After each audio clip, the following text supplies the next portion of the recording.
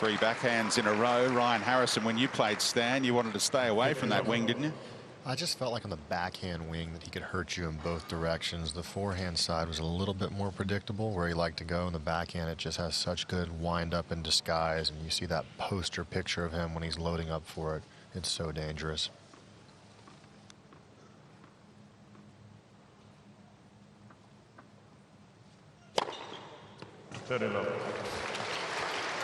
And courtside down here right now, there is a bit of sun involved, and Wawrinka's in the side that's facing the sun right now, so Rinderknech will not be bothered by the sun from this end, but on the opposite end, the server will have to battle through that with the toss.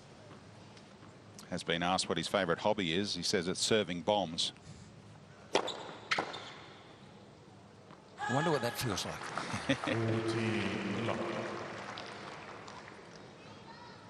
The ace and then the unreturnable. Out of the gates, averaging 198 k's an hour with that first ball.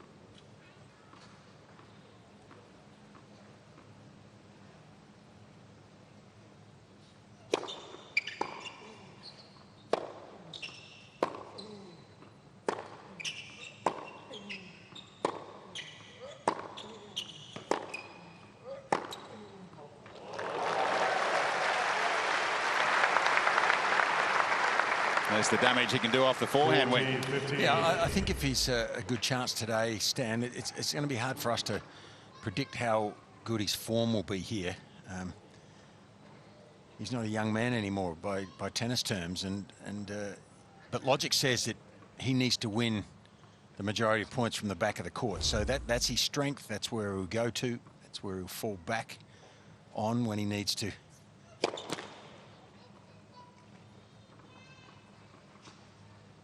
So if you're Rinderknech, you probably don't want to avoid extended rallies if you can, to a degree.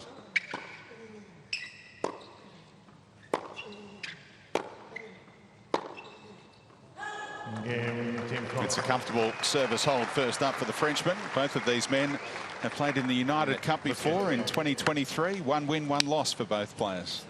Huh?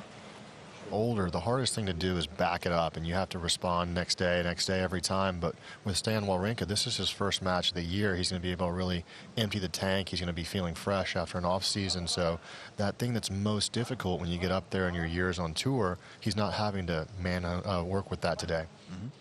He won just 24% of his matches in 2025. That's his lowest win rate since 2004.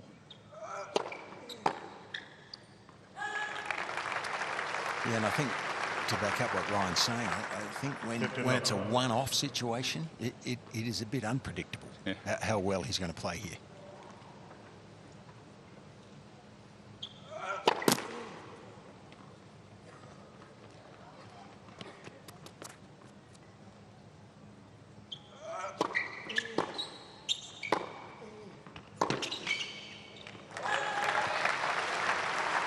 Ranked as high as number 3 in the world in 2014, Stan, but currently 157 in the ATP rankings.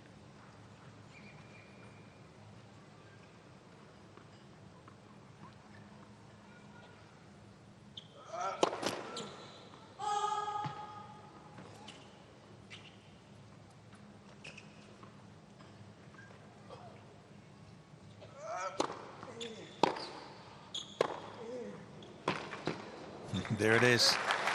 You know, when we remember Stan Wawrinka, what are we going to remember first and foremost? Backhand. Yeah. Thing of beauty. I mean, he won 3 majors, 1 US, 1 French, 1 Australian. But we're going to remember him, as Ryan said, that poster shot of that one-handed backhand, a thing of beauty. Races through his opening service game. Hard to believe it's the first time he's ever played in Perth. Of course, Roger played a lot here, representing Switzerland in various team competitions. And this year it Stan's turn as player captain for the 2nd time in the United Cup. Last time they were in Sydney. I have to say, he looks in good shape. His body shape seems like it always has been.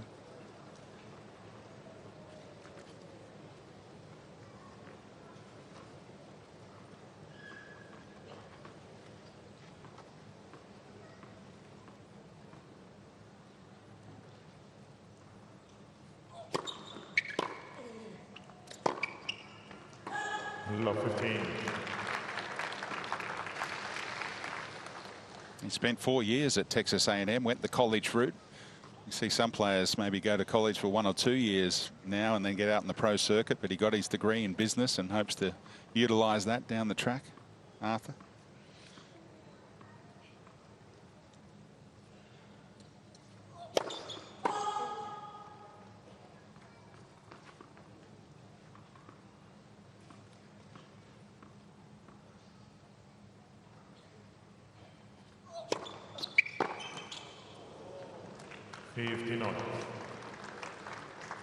You talked about that sun position, Ryan. So an adjustment of the ball toss when you're at this end for Rinderknech?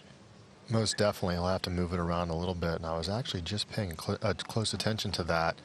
It's going off a little bit as he's trying to adjust. It's getting a little bit further out in front. So we'll see if that affects his first serve percentage here.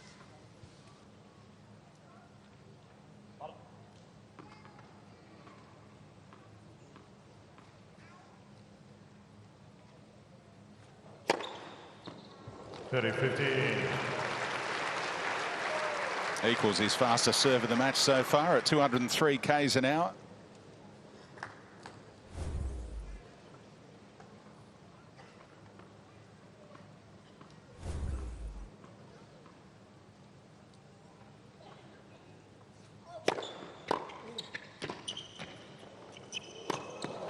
Oh, what a get from Stan on the full run.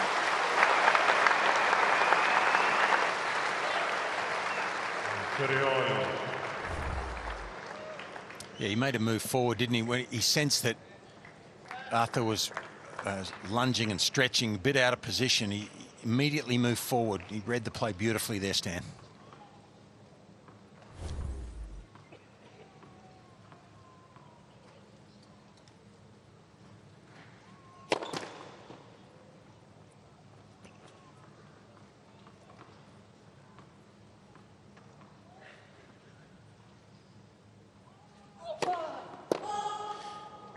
Ryan, I'll be interested in, as the match goes on, to hear your thoughts on Arthur's serve. He's got the advantage of the big levers and the height, but he's very front on to me. To me, it looks like if he had more shoulder turn, he'd be able to unwind a little bit more into this action. He gets the ball a long way in front, but as time goes on, I'd be keen for your thoughts on whether that serve could be even better.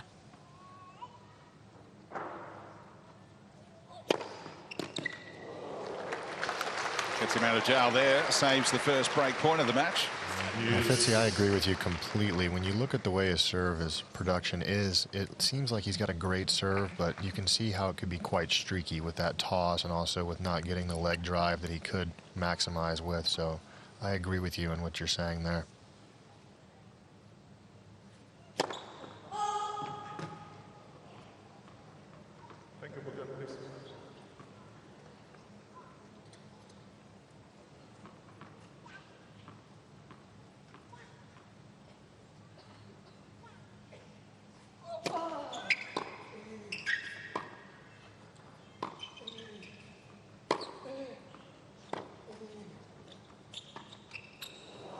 Good choice. Nice choice. Good anticipation there. He saw that Stan was deep in the court, probably on the back foot a little bit, and it was the perfect time just to drop it short. Look how deep Wawrinka is. And good feel for a big man there. Actually tried to model his game on Juan Martín del Potro. So that's the way he goes about it over the next hour or so. See those similarities shine through, perhaps.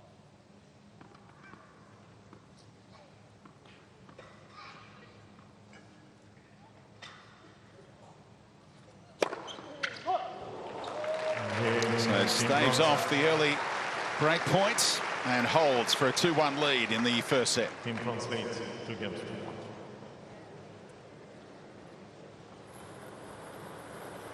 And the body language is good.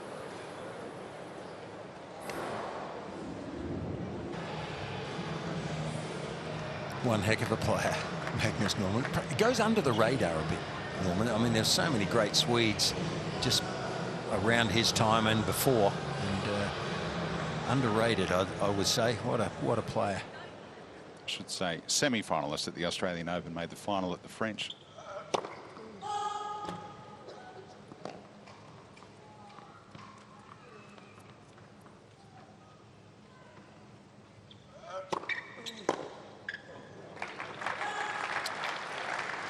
But his pupil here is still playing at the age of 40. Magnus Norman was forced into retirement at the age of just 27. Is that right? Yeah.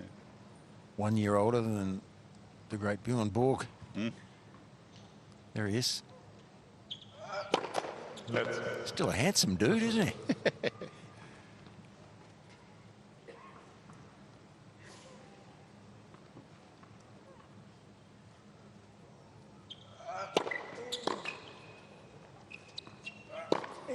Oh, tough shot.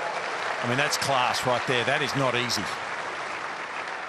You need great racket head control. There's the difference in service speed.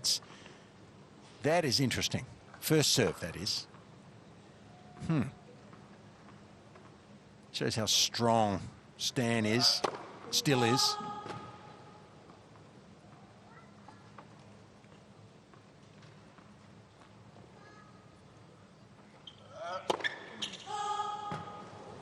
You know, Stan's serve, Brenton, is incredibly heavy.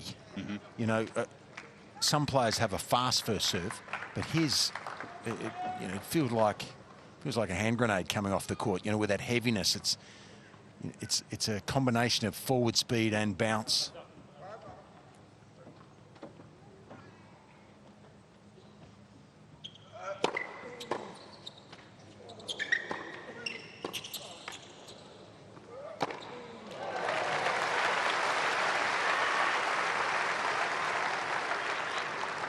Right now, I'm correcting the machine. You know, they're giving the percentage chance of winning, the predictor. I'm saying 50-50 right now. We like that. Early days. We'll see.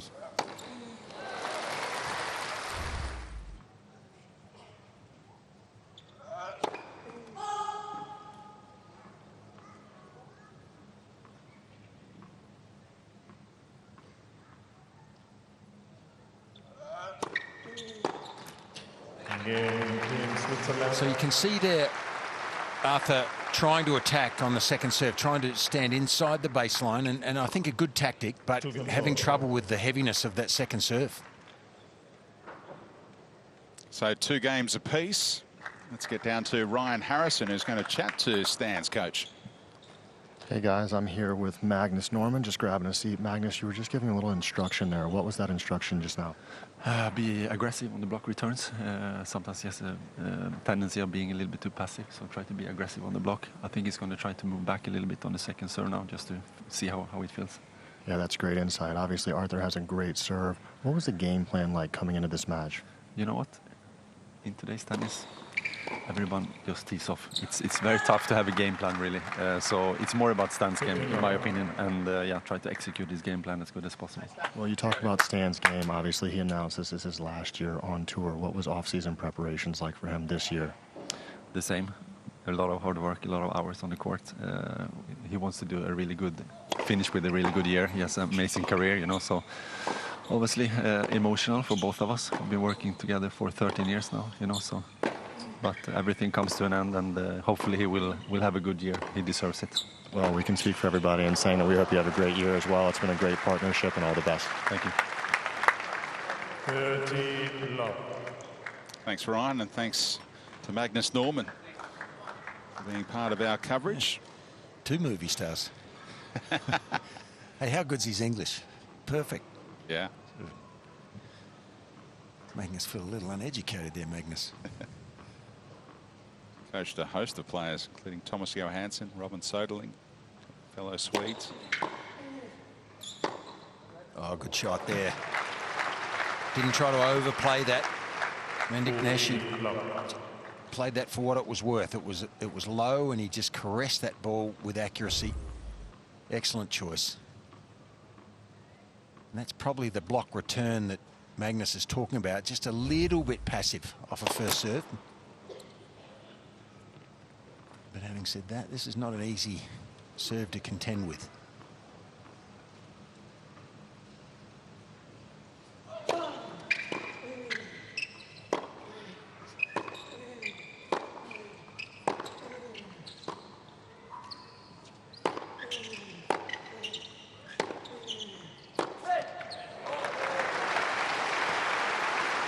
pretty ominous when Stan gets set in that corner. Yeah. 40-15. Yeah, you're right. Like when he backs away quickly, if his footwork's going well and he's in position, he'll unleash it. That's where he can use his body weight, transition that forward a little bit when he gets set early. And that is a heavy ground stroke coming at you.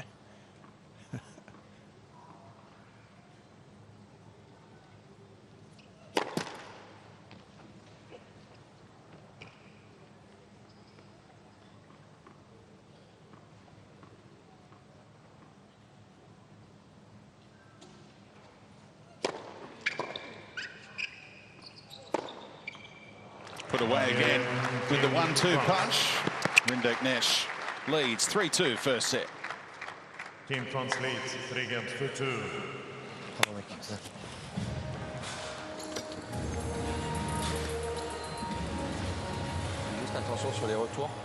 Something that the Australians did about 18 months ago. The US Open in 24. I think they had 10.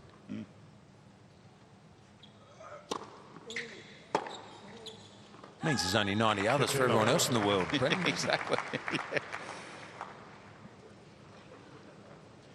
Arthur having trouble with this bounce.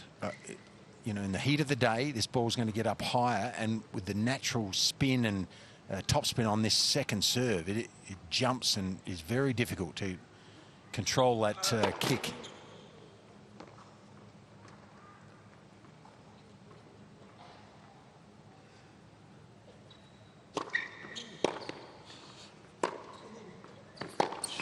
Trying to take it early and smother the spin there, Rinderknech, but quite effective enough, not deep enough with the return there.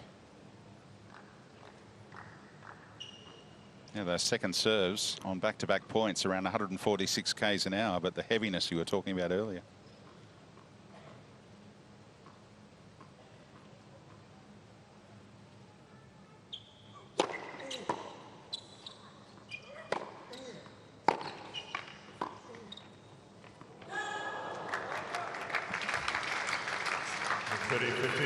Fitzy, you hit the nail on the head. Rinderknech, he's a little bit different. A lot of times with the smaller players, you try to get the ball up, and with the bigger players, you try to get the ball down. But he's reversed. He's actually a better low ball hitter than high ball hitter.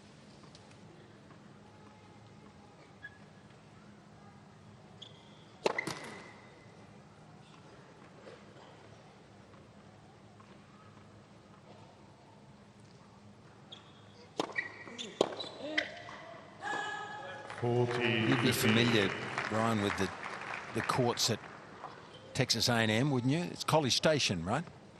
Yeah, College Station there, and as you said, Steve Denton, a former top 10 player. When you have a player like that with you, you know, a former player like that with you and Steve Denton, your development for those 4 years is so much substantially better than other universities. So he got a really, really great 4-year block there. Do you think those courts affected his game style? I mean, are they a low bouncing court at that university? Well, all the courts there in college tennis, it's always hard courts. So if he played a lot on clay growing up those 4 years, he would have been playing a lot on hard courts.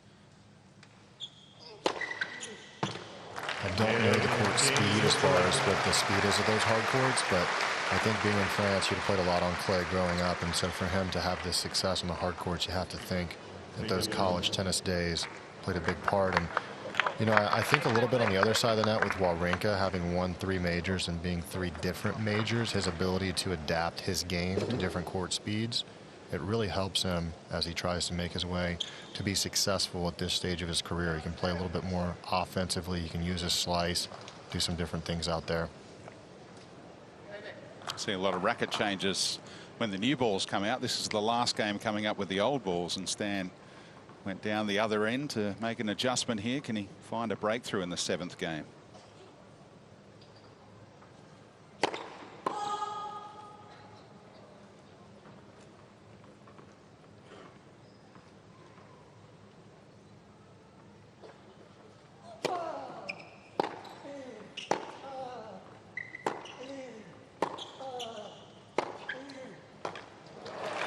Flattening it out.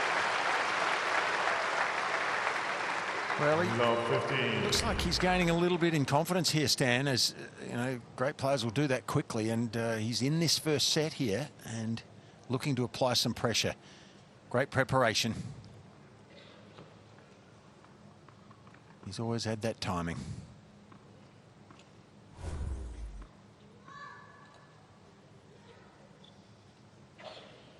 It's the biggest crowd we've seen so far in Perth in this United Cup. Had 2 ties yesterday. Many turning out to see Stan in the flesh for the first time in this city. Rinderknech is up for the fight here. He's had experience and success on these Australian hard courts before. Made the final in Adelaide 3 years ago now against Kokonakis.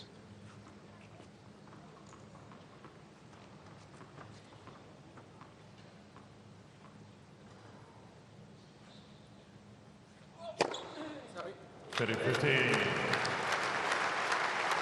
me, you've got to cover that right-hander's serve to the right-hander's forehand a little bit, because he gets so open. Without getting too technical, you know, he's prone, I think, to slice the serve more. Opposite to Stan, really. He can flatten it out to the backhand of the right-hander, but the second one, he's not going to get it to kick and move away as much as Wawrinka.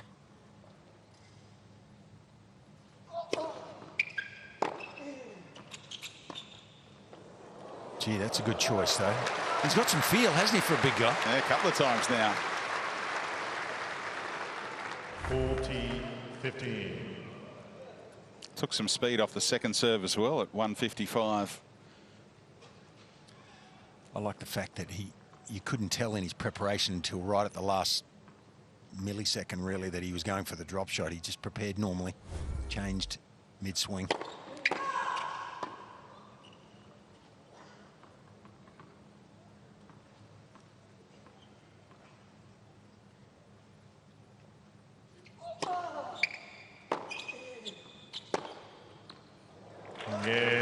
Team France. Another rock-solid hold from Rinderknech. We're on serve, 4-3 in the first. Team France leads for game 3. Ball change, please.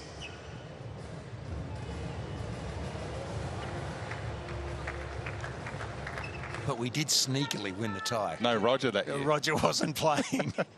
Chris Guccione was very big in that tie for us.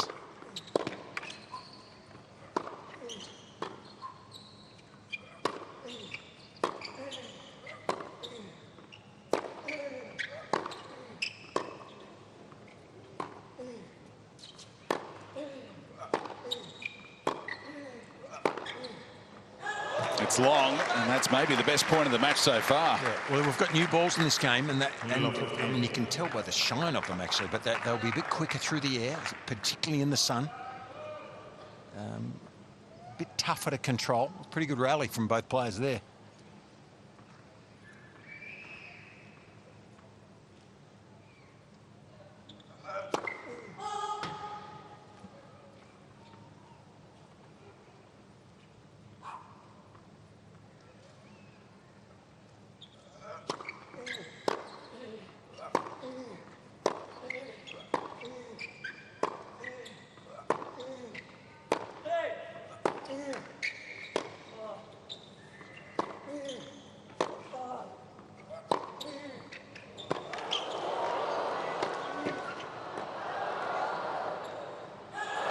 Stan putting on a show.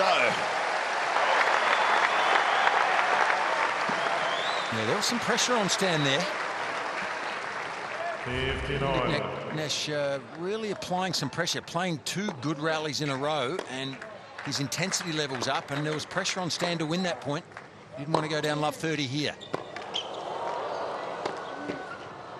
Started with the backhand duel, the 2-hand backhand against the single-hander.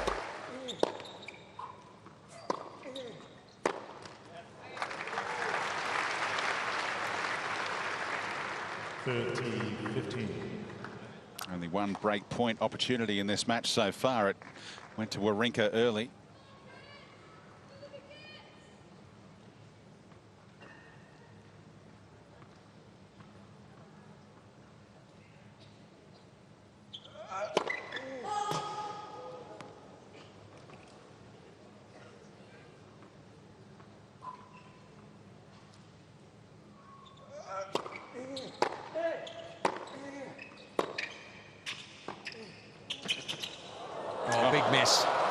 Big miss, sorry Brent, but he did everything right there, and he looked like he was in control of that backhand volley.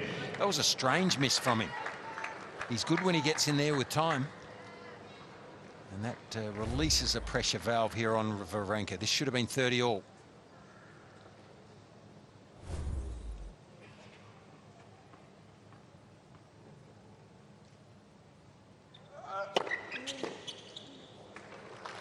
Team Switzerland. Looks like a comfortable hold. But Rinderknech was in many a point in that game. Yeah, I can't help thinking that Stan's heart rate would have been a little more elevated in that game, particularly on the love 15 point. Here's the difference in toss comparison. There's Stan's when he's throwing the ball up to serve. 3.3 meters. Look at the difference. That's the height of the athlete and a different technique. Quite extraordinary. So therein lies, the yellow one lies trajectory down into the court. He doesn't necessarily hit it at that height. Let's see here how much it drops. He'd be playing in the NBA if he was hitting that high. He would be. Remember, he's got the racket beyond his hand extension. All right, and now Rinderknech is under some pressure now. That first point always gets your attention. If you go down love 15 against a great player. But this is where he needs to utilize this serve. Probably needs to save himself here with some good first ones.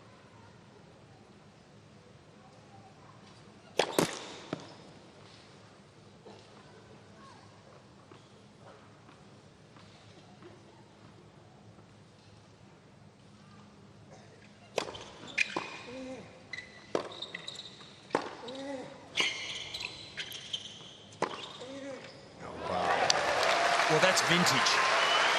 Vintage Stan Wawrinka. Love 30. The backhand down the line, extraordinary how much control he's got on this shot. That is magnificent. And it just sets up a pretty easy put away for him, really. But great angle, great accuracy. Stan the man.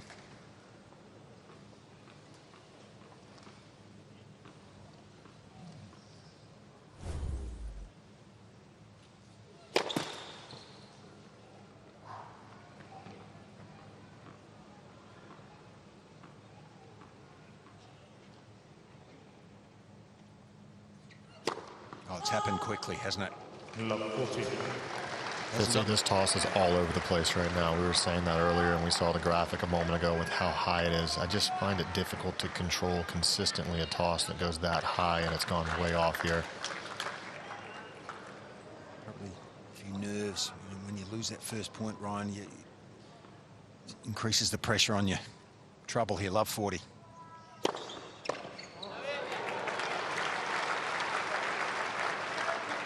Team 40.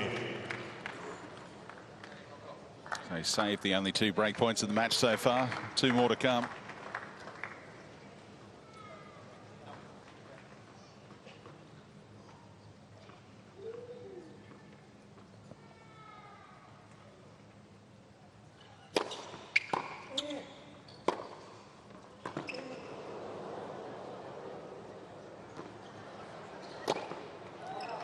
We just rolled that first serve in and it worked at 174. And we probably should reflect back on what Magnus Norman said. He said he tries to get his player Stan to block that serve a little more aggressively. And I thought it was okay, but off a slower serve, he probably needed more depth there to let himself get involved in the point.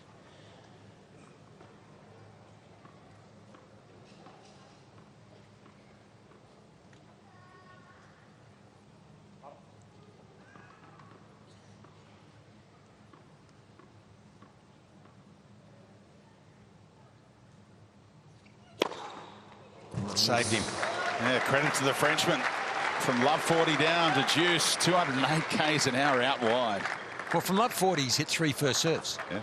Before that, he didn't make one. So therein lies the difference.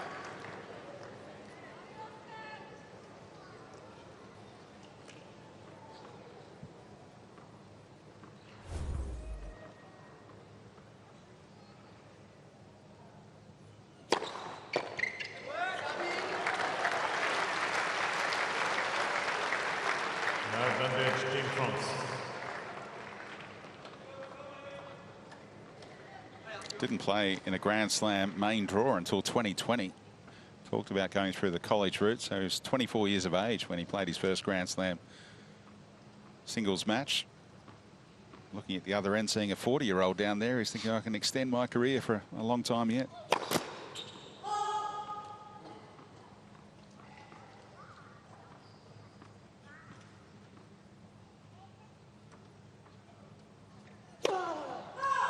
Yes.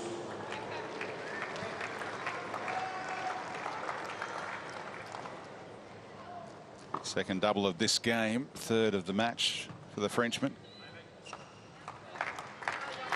Well, even with a serve of this velocity, you're still going to have to face some difficult moments in each set. And if you can get through those moments, you give yourself a real good chance to win sets. So this is his difficult game.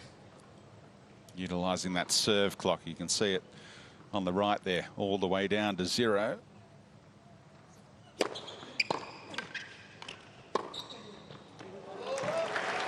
Chair umpire was keeping an eye on it too. We've got Adele Noor in the chair. I think this blocks return of serve is worth dwelling on a little bit, because that's too short in the middle of the court. And you know that Rinderknech he's going to attack. If he gets a short ball, that's his game. So it's imperative for Stan to get that first chip deeper, just as his coach is telling him.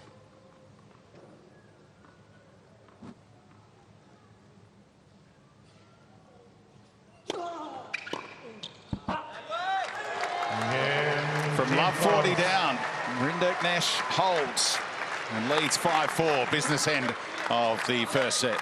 Team France leads 5-4. Relatively comprehensive victory for Belinda Bencic earlier. Just a couple of Olympic gold medalists representing Switzerland here. Stan in the doubles with Roger.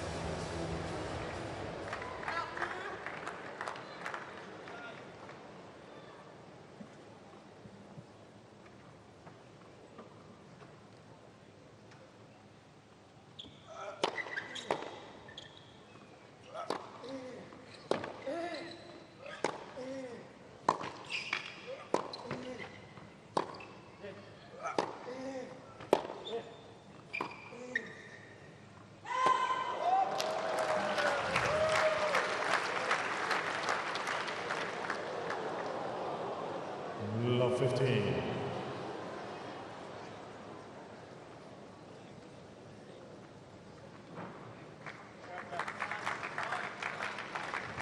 He's won the first point again here, Arthur.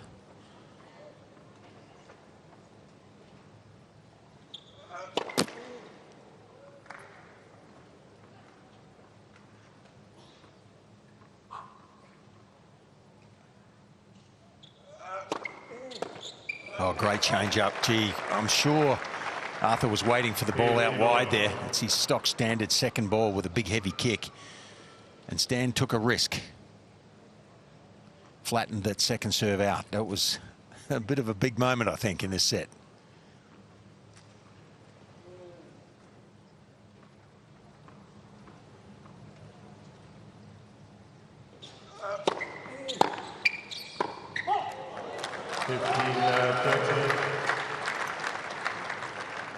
He's having more success when Stan lands the first ball.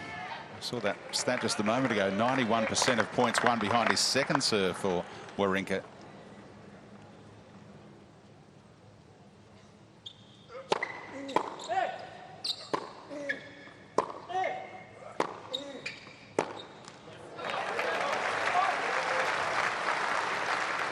And his teeth into another point there, Rinderknech.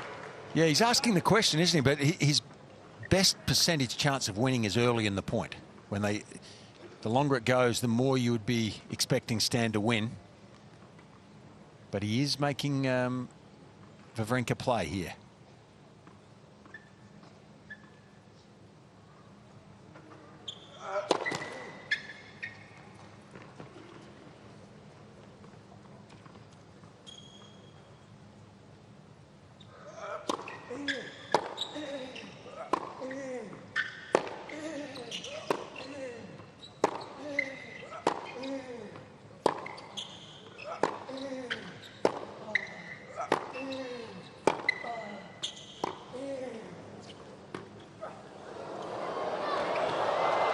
Oh, what a change-up. And it brings up set point for the Frenchman.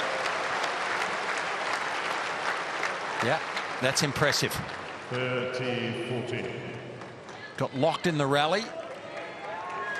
And then had the versatility there just to throw in that drop shot. He's picked a couple of good, appropriate times to play it. And none better than that one to bring up set point.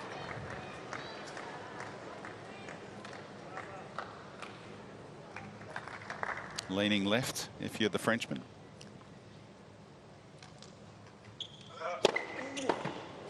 I think maybe on the second serve more. He can go either way, can't he? And you know, great players just have the ability to serve well when it really matters. Half their luck.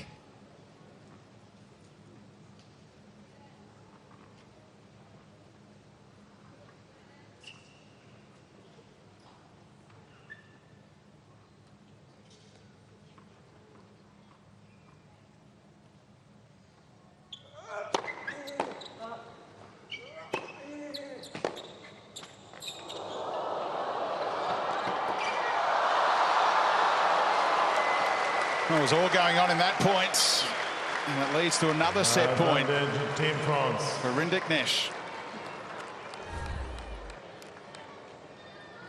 He got unlucky stand there, didn't he? Really, he was ready for the volley, and then when it tipped the tape, it threw his rhythm right out.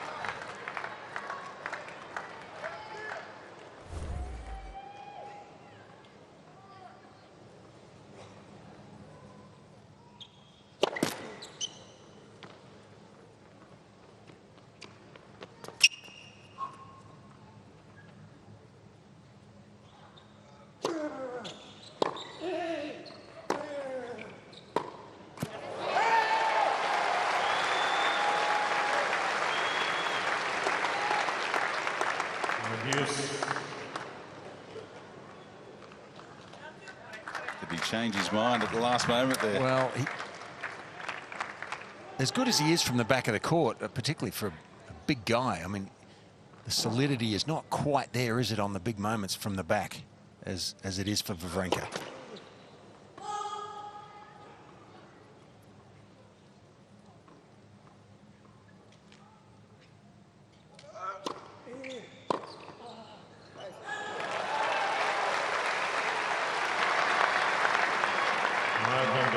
Team Switzerland.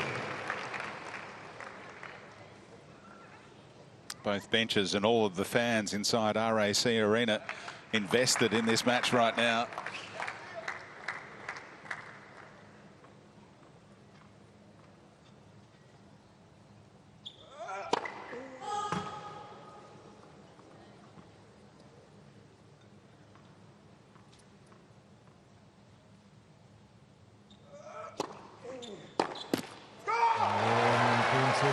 And a roar for the 40-year-old Stan Wawrinka. What a hold that is. Saves a couple of set points to level it again. 5 games on. Still loves the game, and it's shining through. Yeah, there's the difference in Stan when he's trying to give Arthur something different to look at there. He's standing in sometimes, he's standing back. On the first serve, probably a little less variation than the second. Second serve is the blue. Sometimes he's right in behind. Sometimes he's trying to throw the rhythm off a little bit by staying way back on the second serve. So he's thinking, probably collating with his coach at the change of ends on where he should stand.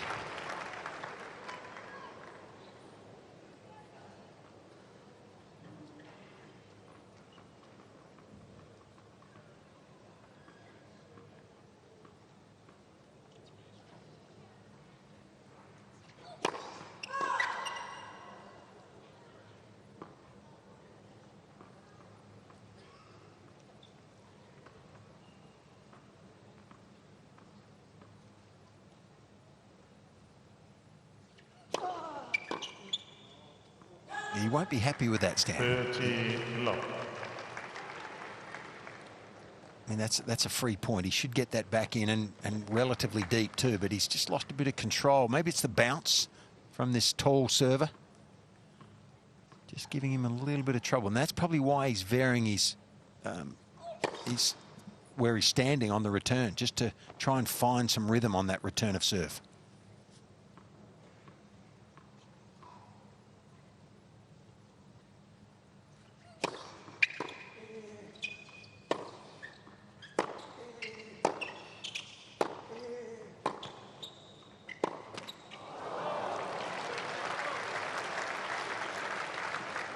First ever meeting between these two, but against French players throughout his career, Wawrinka with a 68 and 50 record. He's played nearly 1,000 matches on the tour. Over 100 against French opposition.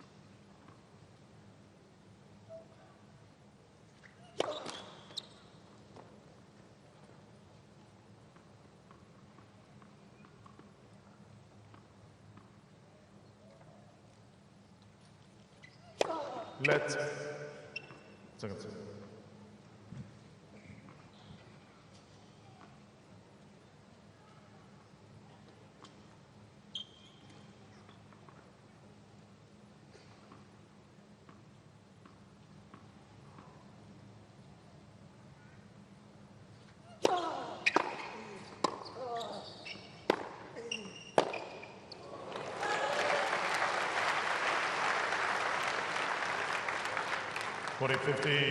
Well, tennis can be a game of percentages. It is. And you would imagine the more ball Stan gets back deep on his first return, the higher percentage chance he's going to have of winning points. Because from the back, you'd expect him to win more than his fair share. It's his strength.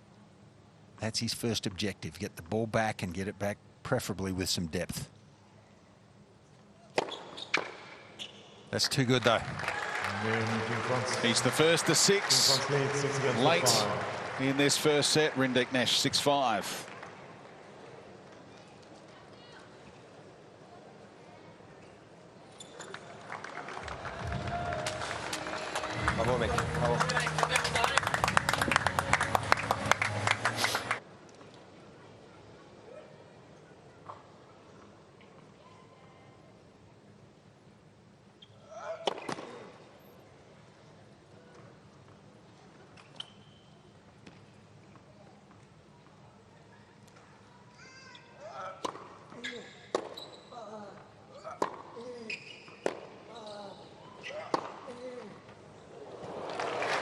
Perfect. There's your depth. 15 love. And a whole different mindset if you can be on your service game. If you win the opening point, it just makes a what's a 2-point swing, isn't it? So when you're a point up serving, you just feel so much more relaxed.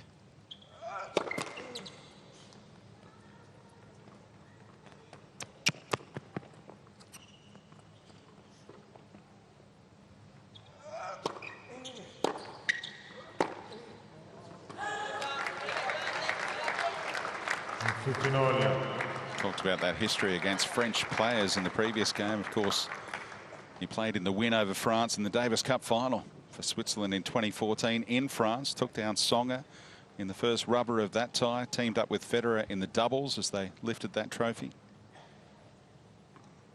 Loves playing in the red and white.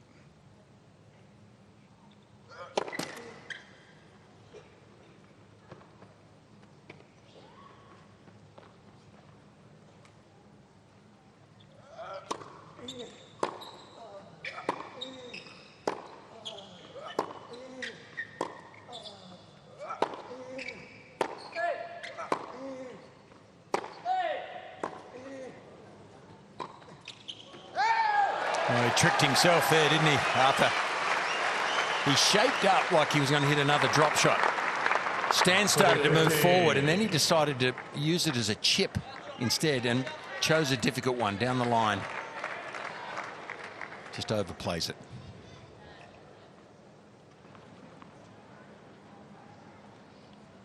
It's very deceptive if you can pull that off.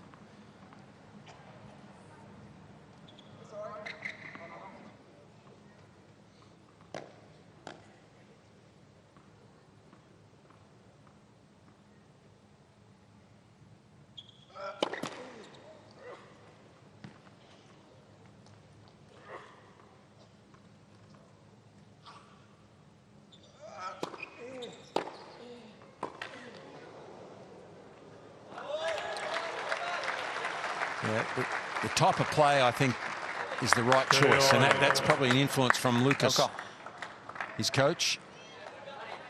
Keep those points short when you can. If you get the opportunity, attack early in the point. Stop Stan getting his rhythm. 30 all again in a Wawrinka service game. Body serve, and he loved it. I think you did too. 40-30. Handcuffed the Frenchman.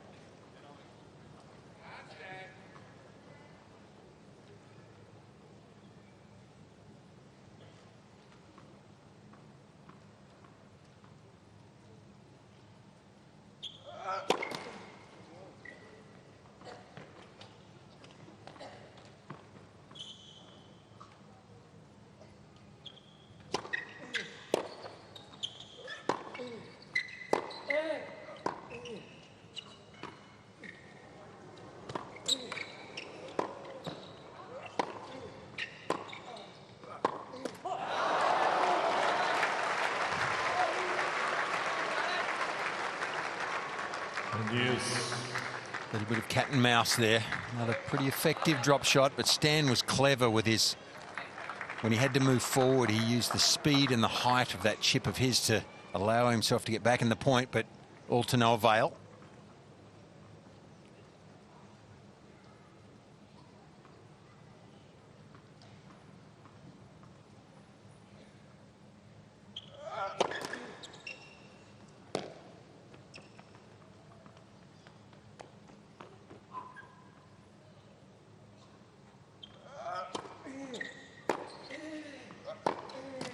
Stan's first serve percentage is not good enough. It's at 40%. That's why he's having more trouble on his service games than he should. Here we go.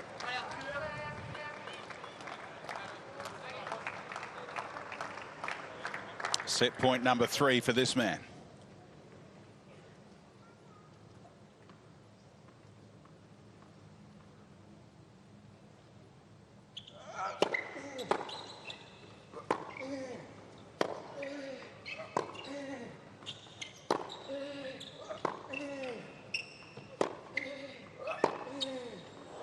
It's long. First set, Team France. And he breaks finally. 7 games for 5. Rinderknech has France right back in the tie. 7-5 in the first.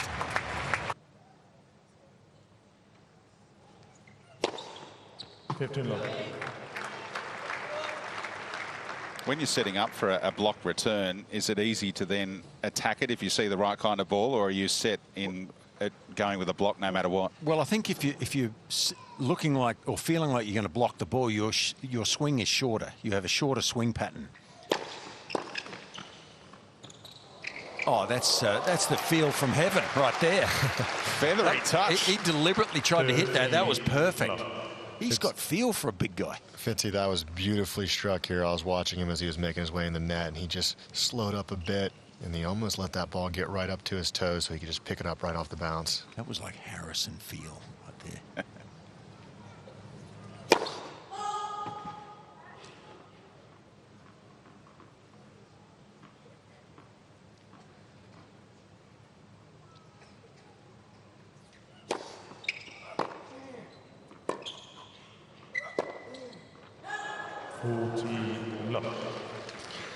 Yeah, Fitzy, there's one other thing that comes into play here. If you look at how many matches these guys have both won in the last year, when you've won a lot of matches in recent memory, the ability to handle those crunch time moments, those really pressure moments, they tend to favor the player who's played a lot of matches in recent memory.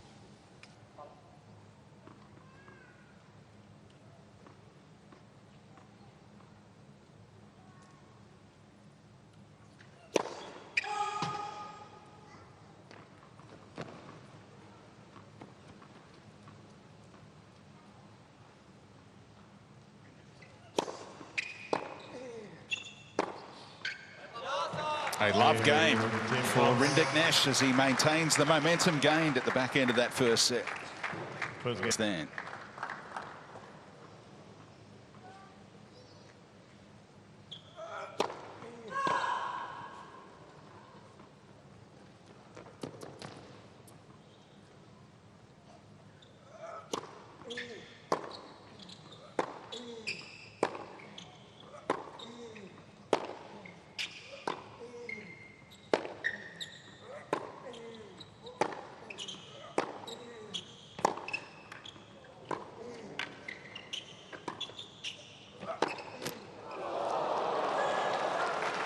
Gee, he's looking good from the back of the court at the moment too, isn't he? Rinderknech is staying with the Swiss, missing less.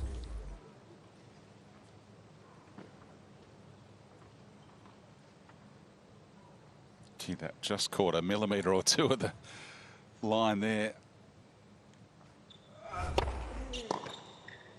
Therein lies the difference. That first service. Look, it's imperative, I think, that Stan improves that. Otherwise, he'll find himself under pressure more often on his own service games.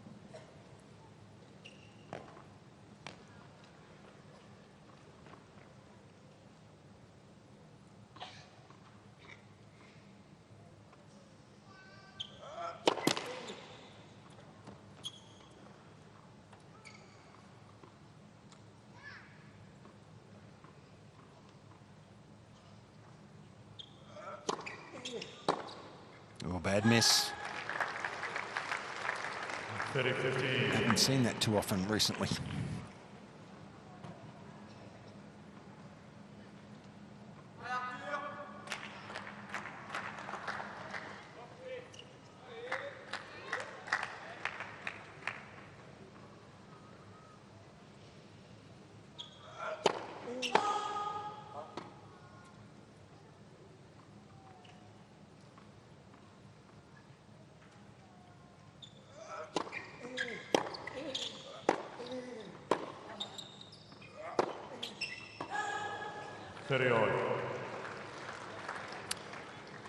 Danger time.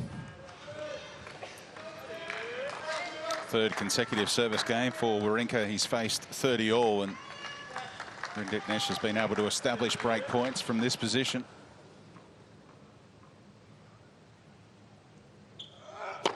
Let's.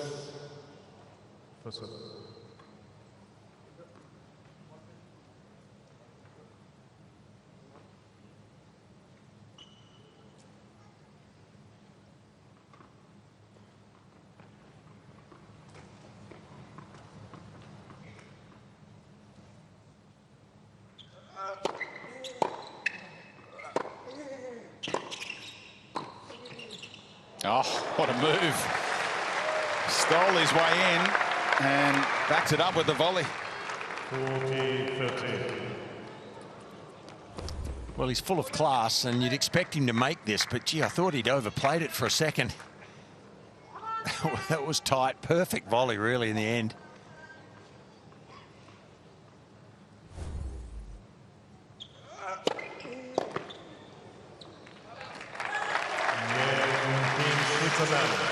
Able to hold first up in the second set. Richie, that backhand volley would have made you proud with that strong volley you had there at the net. That's a distant memory. That happened last century, right? I don't know whether there was too many of those. I've seen it. I want to see it again. I want to see you out there on the court stabbing some volleys one day. But Wawrinka, you know, 40 years young, he's used to that transition tennis as well. Not a lot of players transition as much anymore. A couple of Grand Slam doubles champions in commentary today. Ryan Harrison courtside, John Fitzgerald upstairs. 15 love. It's interesting, Ryan. I want to touch back on what Magnus Norman said when you had that quick interview with him there on the side of the court. He talked about the blocked return. Well, it has fallen short here for Stan, hasn't it, in this match so far on both wings? Both the backhand and forehand haven't been quite good enough. So I'm not sure what he should do about that, whether he stands back and uses more of a full swing pattern on the return, as he may do now. 30 love. Yeah, exactly right. I mean, when you hit that block return, there's two ways to hit it. You can hit it a little bit softer and a little bit slower, where it gives you time to recover back to the middle. And then you can also hit the one where you lean into it a little bit more and you give it a little bit more go. And I think that's the one that Norman was asking for. That one right there is the slower one, that it just seems like when Rinderknech has time to set up and he's able to generate so much power, Wawrinka's not making his way back into the point as much. So if he's going to go to the chip, he's going to have to lean into it and get that thing shooting through the court, give him a better chance to get back to neutral.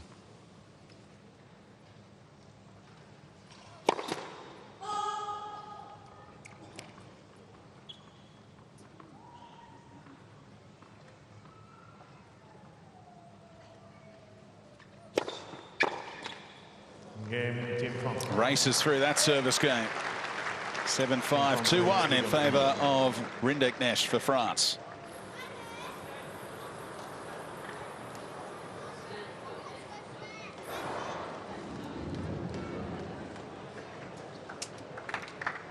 Match from here. But he needs to do it because Arthur is looking pretty confident.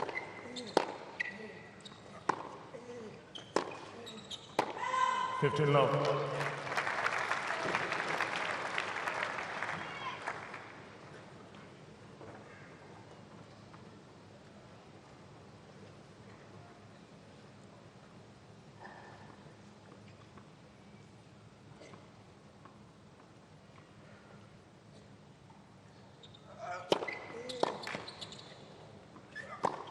Makes serving easy. It doesn't have to be a bomb. I mean, that was pretty big. It was just under 200 k's an hour, but it was very accurate. Set the point up easily. Needs another 10 or 12% increase on the first serve percentage. 40 love.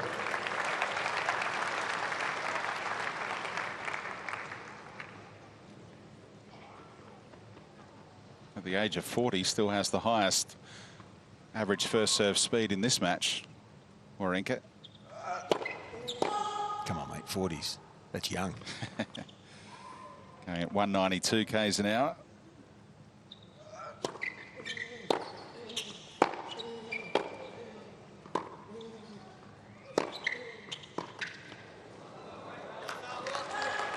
He's been happy to keep on peppering the backhand, trying to get that slice coming out of Wawrinka's backhand corner. Well, I think it's a different story if you can make Stan stretch a little bit there. If you can go hard and accurately into the and wide into that backhand corner, you know, it doesn't give Stan the time to get set. If he gets set, it's a scary proposition.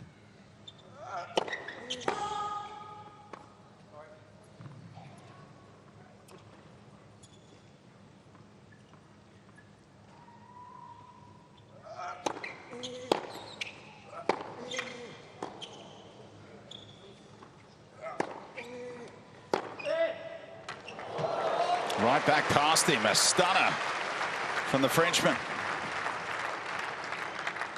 40-30. You know, he did make the final of that Masters Series up in China at the end of the year, and there's no doubt that that confidence that he would have derived from that it'll be carrying on, even though he's probably had a few weeks off. He'll remember that. It'll be in his memory bank from just a short time ago. He looks confident. Oh, it's in. Yes. Gee, that was a strange let-off from Stan. He misjudged that. He thought that was going out. It's like a free point here. And it was in easily. Yeah, inside the baseline.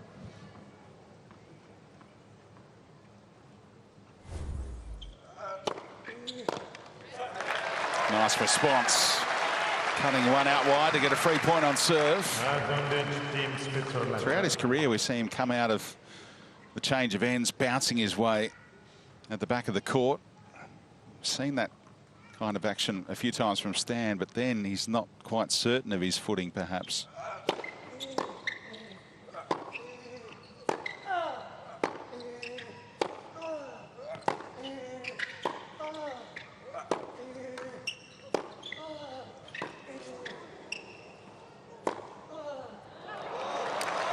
Gee, it feels, Ryan, up here in the box, we're up above the court and you're at court side. It feels like Rinderknech is getting his teeth into these points now. It's more of an even ball game from the back of the court, isn't it? Well, absolutely it is. And one of the reasons why is Wawrinka's not getting the ball up the way he was early on in the match. These balls are a lot more in the zone for Rinderknech, and he's managing them a lot better from that height.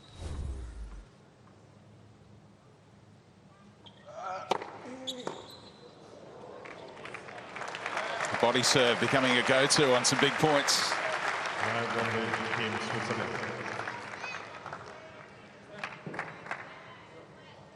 Pretty good option when you've got a wingspan like the Frenchman does to go to the body.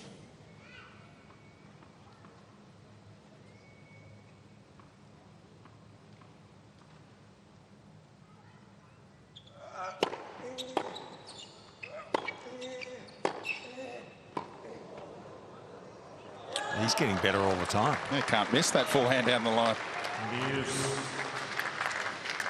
Wawrinka's getting a little predictable with the forehand cross court as well. He keeps taking that in the forehand side.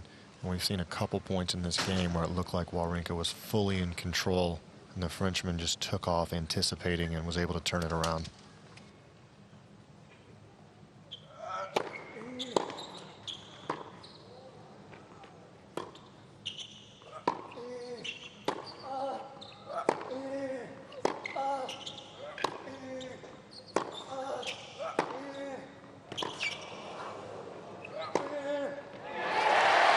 That's a crowd pleaser. Some signature one-hand backhand, setting it all up. Advantage Team Switzerland. Yeah, that looked like Stan Wawrinka, didn't it?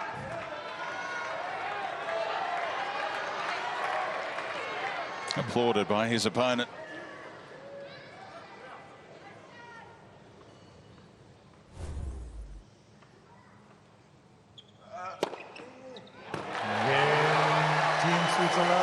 Gets out of a jam for 2-all in the second. Please, new balls. Last game with the old balls as well. 2 games all.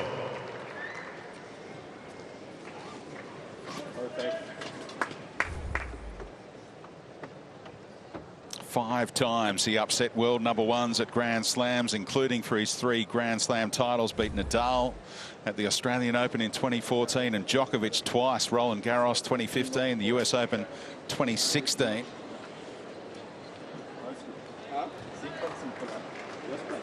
He won 11 finals in a row. When he was hot, he was hot. Wow.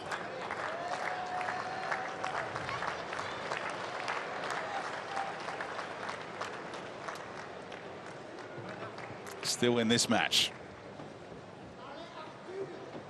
New balls for Rinderknech.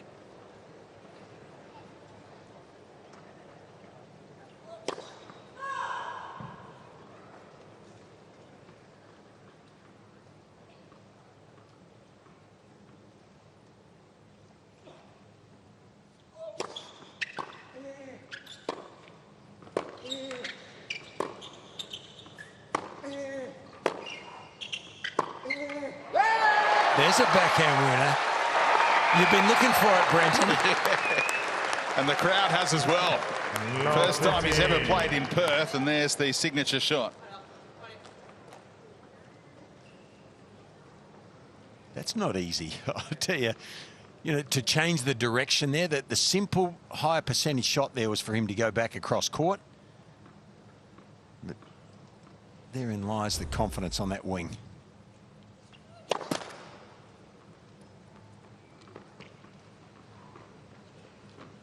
And that takes muscle to hit that thing from high and control it.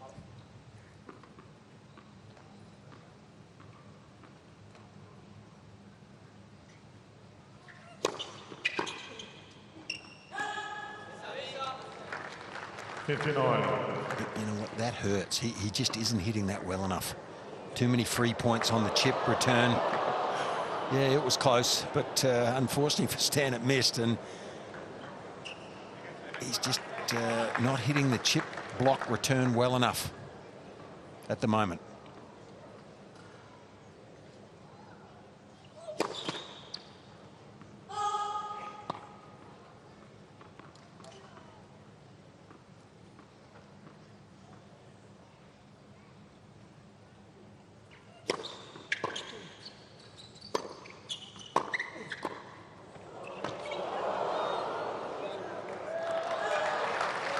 Rock solid at the net, doesn't mind being up there, does he?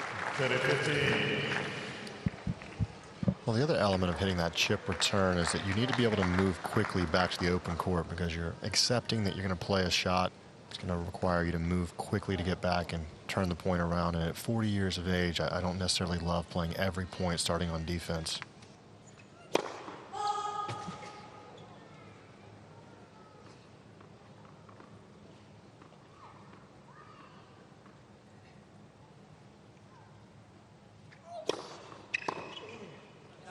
Do you feel that there's any physicality starting to, or some of his physicality starting to wane a bit there, I think so. You know, particularly in that last game when he let that ball go that landed well inside the baseline, it just looked like he didn't want to quite get all the way back behind it.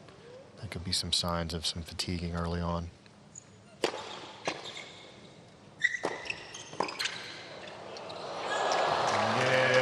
Team France.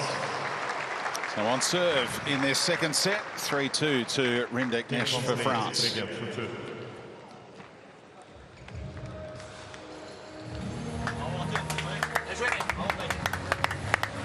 Telling us earlier in the broadcast that he's fully over that Achilles issue. It's just the wrist that is holding him back from returning to the tour. Former world top 10 player.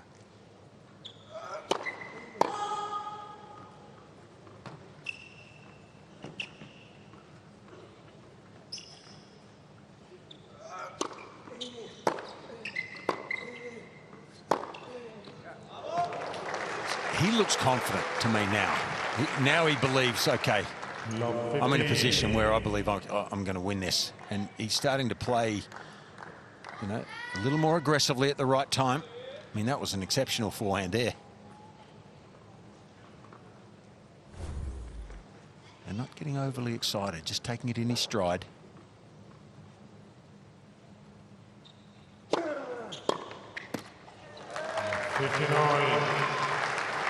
Has hit 8 more winners than Stan throughout this match so far.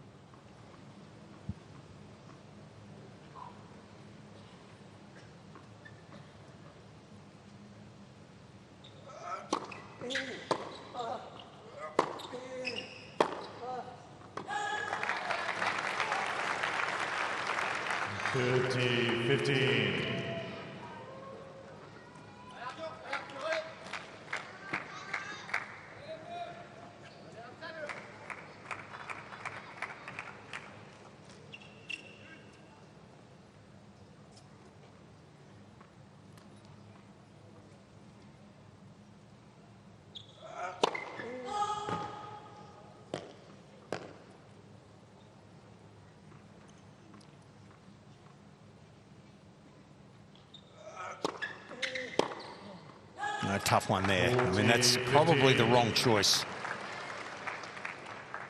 Very difficult shot to make.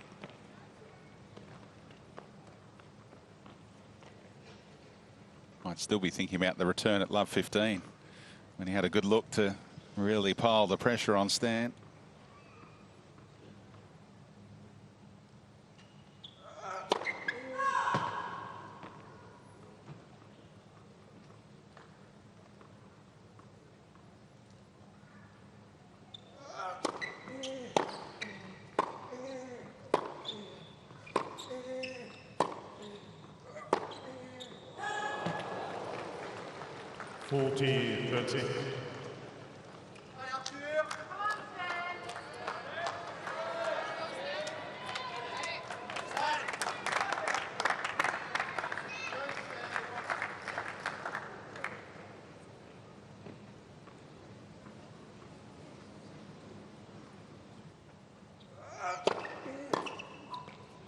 Serve and volley out of nowhere Team Switzerland to close out that game.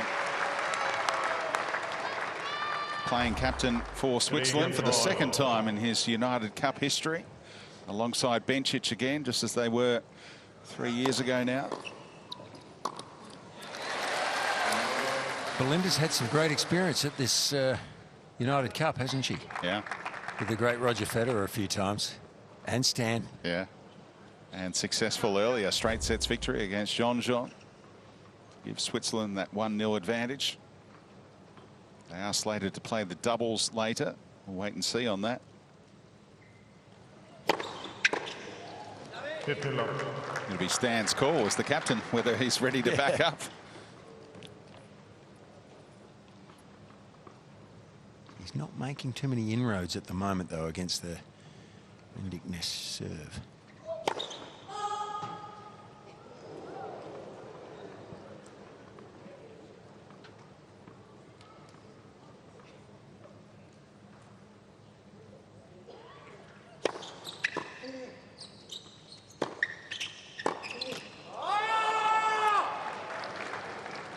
We've seen it once, but he hasn't produced it as much as he'd like, and lets out the frustration there. Yeah, he was given the opportunity there. Arthur didn't quite do enough with that approach. You know when Stan drops it short, Arthur's going to try and finish the point, either by an outright winner or moving forward, and he just didn't put enough on that approach. He gave Stan a chance.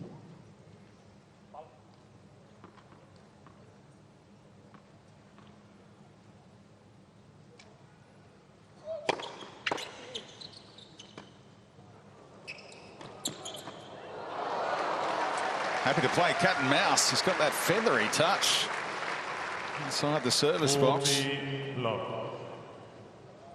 He read this well too.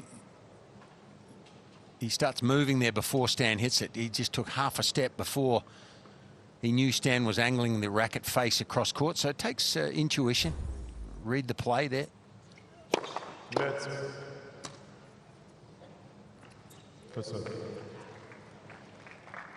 Combining nicely with the ball kit, always appreciated by Aussie tennis fans. And us. Roger was one of the best at that.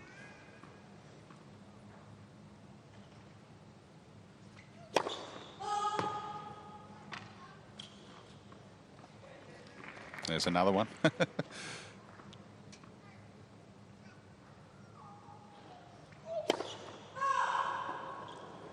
40-15.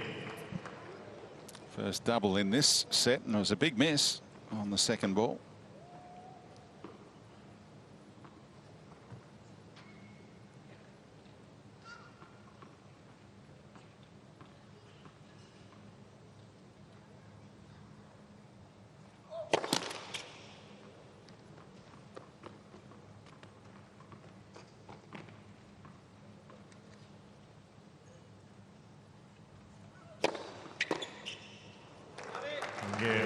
Had plenty of insurance. Holds for a 4-3 lead in the second set.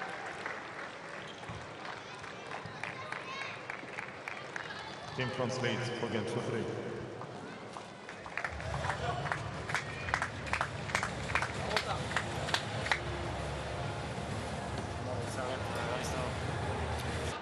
Turned pro in 2002.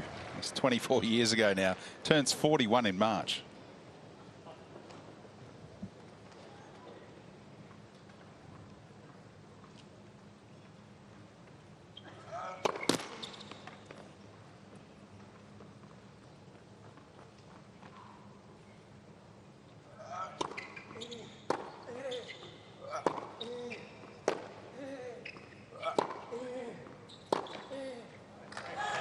And if it's the left calf in particular that's troubling you, can that affect the serve? 15 love. Well, see, that's definitely, I mean, that's not normal to be doing that at the change of ends, really. Not after a set and a half. So it's a little, you know, it mightn't be anything serious, but he's certainly feeling a little sluggish there, I think, in the legs. A bit tight. I'm not sure. It could affect the serve a bit.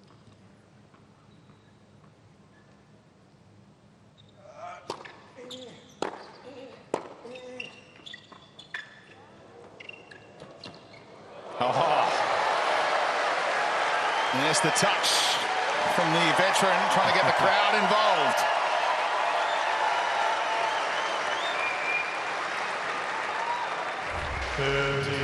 Love.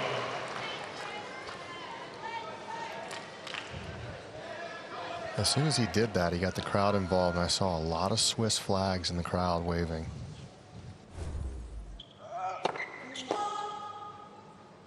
Maybe Rinderknech has seen what we've been seeing as well and gave him a little drop shot to see whether he wanted to chase it, and he got there.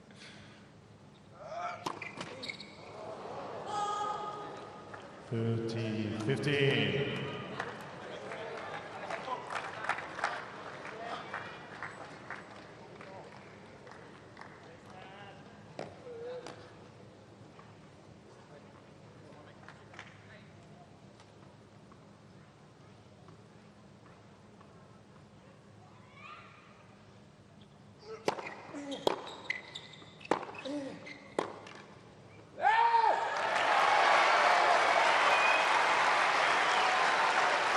In his peak, when he got one backhand that works, he would get on a roll. 40-15. He's waiting for that moment. Get red hot for a 10 or 15 minute period and try and turn this match around. Will that happen today? Yeah, Team Switzerland.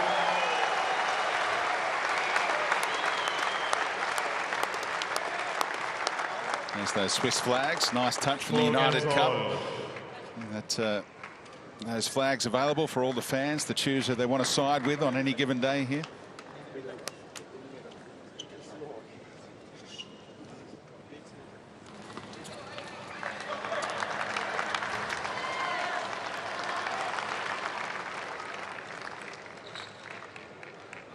The USA beginning their campaign in the night session here in Perth. Two-time champs.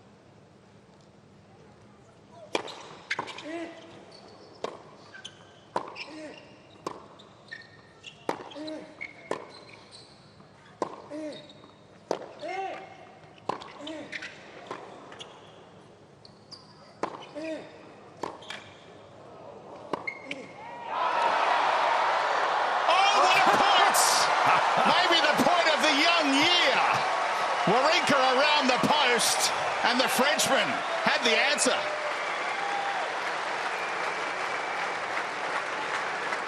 Well, to get that around the post, he had to let this ball drop really low. This is really interesting. He lets it drop really low, goes around the post. But what great anticipation. Maybe it wasn't lower than the net post, but it was certainly outside the net post, wasn't it? Good stuff.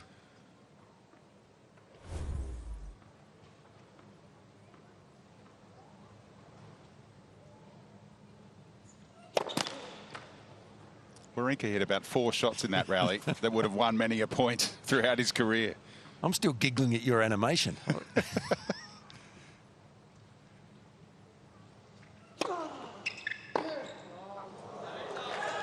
He just doesn't know where to stand, I don't think. You know, we've seen a diagram of the different places he stands on the return of serve, first and second serves earlier in the match. But he's still having trouble. Not sure whether to be in close to chip it or back to hit it. And probably, well, a number of reasons, but the bounce and height that this serve comes from is giving him some trouble.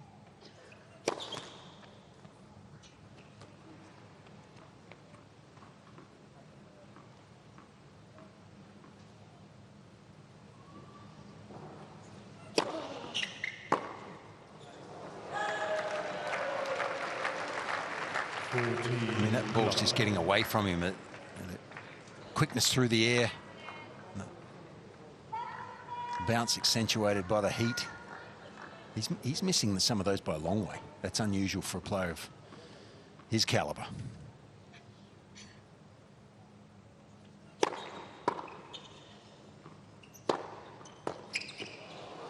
And it's a love game for Rinderknech. He's one game away from levelling this tie. Team France leads 5-4.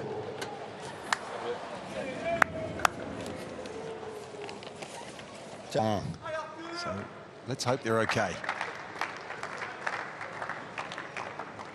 Still plenty of work to do if he wants to win the match, of course. Trying to fight back and take this second set.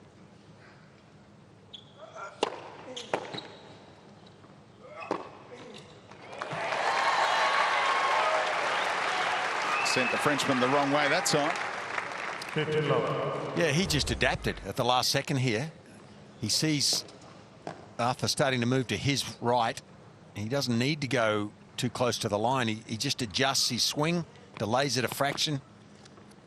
He knows the Frenchman's already moved out of range.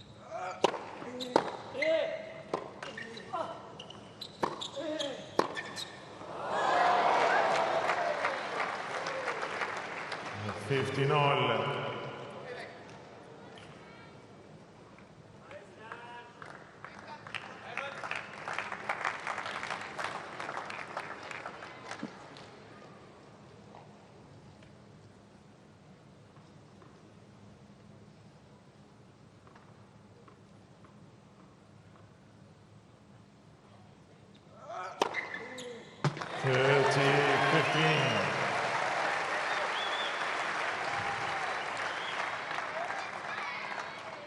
First serve percentage has lifted in this set, up above 60. I think that's enabled him to have, to win his service games just a little bit easier so far in this set.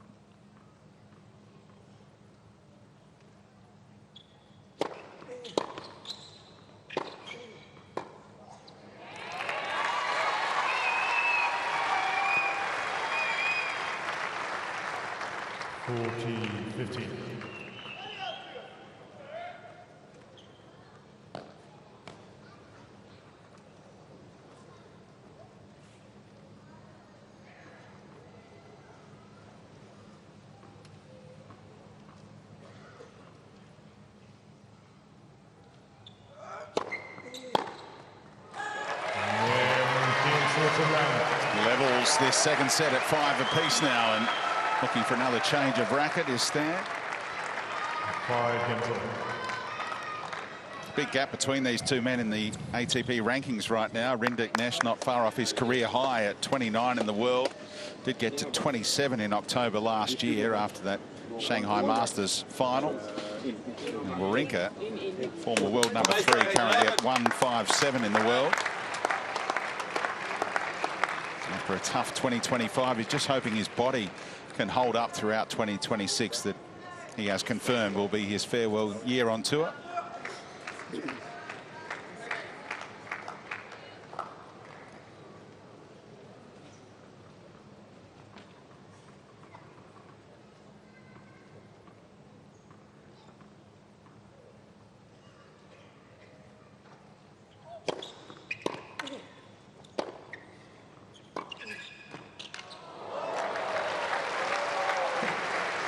Imposing figure, isn't he, when he comes forward? He's 15 love. got a serious wingspan.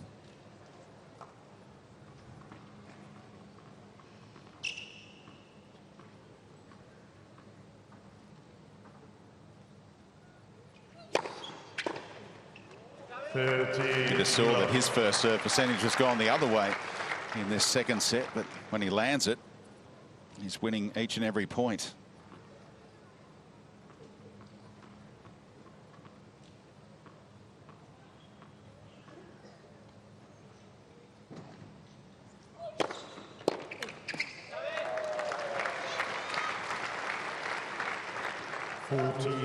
Love.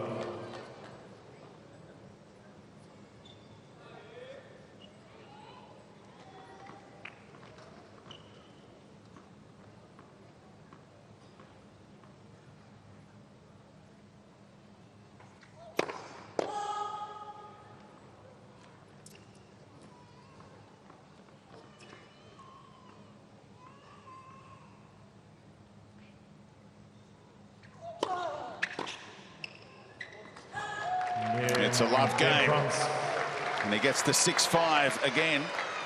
This is when he made his move in the first set.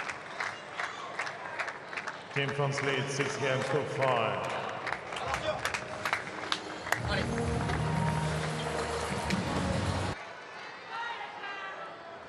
Thank you.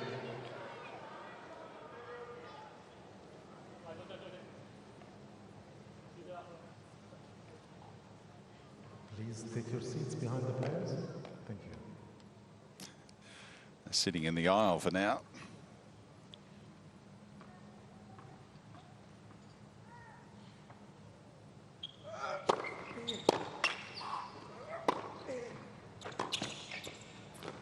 Oh, brilliance from the Frenchman. Yeah, well said. That was skillful, wasn't it? It just controlled that slice.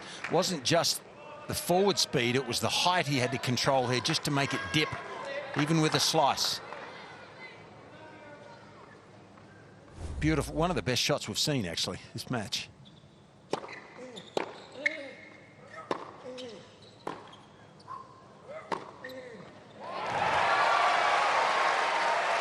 Some clutch hitting because Rinderknech at full stretch is making him work.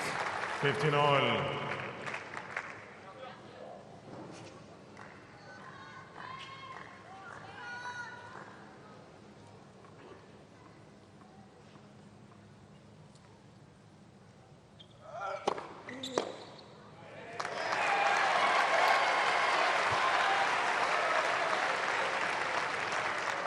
30-15.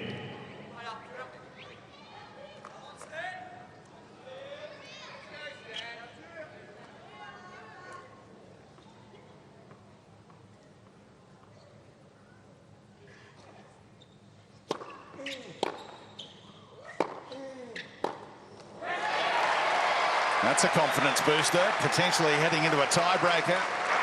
Ripping the backhand like that. 40-15.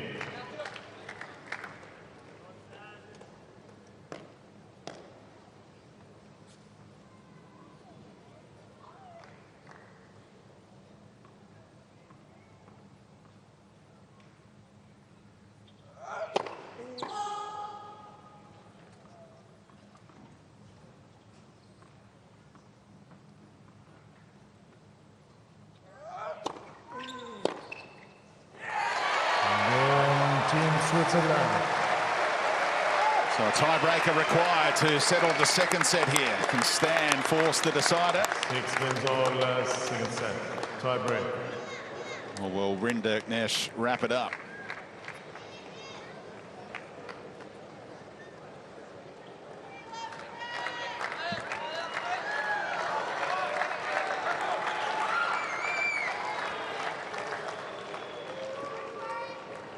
(19-18) was his record in tie-break sets last year for the Frenchman. Stan had a limited schedule.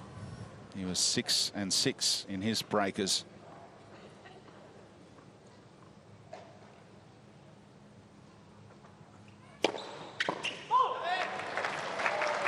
Would you like to serve first in a breaker, Fitzy? Or? Team France. If I had this serve, I would. Why not?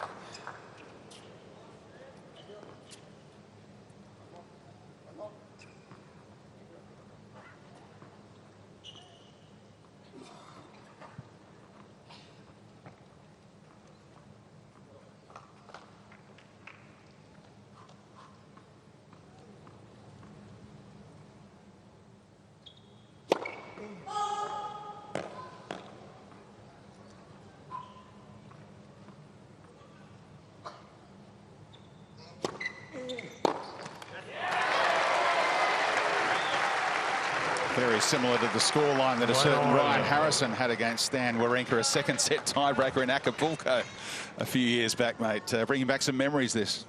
Yeah, deja vu here. I kind of have an idea that Wawrinka will raise his level a bit in the tiebreaker. He's done it so many times.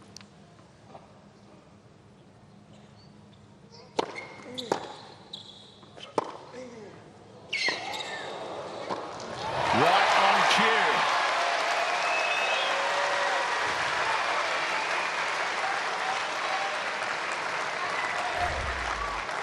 Yeah, that's just self-belief. Self-belief. Just knows he can hit it. And wasn't afraid of going near the line with the backhand. It is amazing he's still out here at 40 years of age. You think back to the multiple knee surgeries in 2017, the foot issues, 2 surgeries on his left foot in 2021.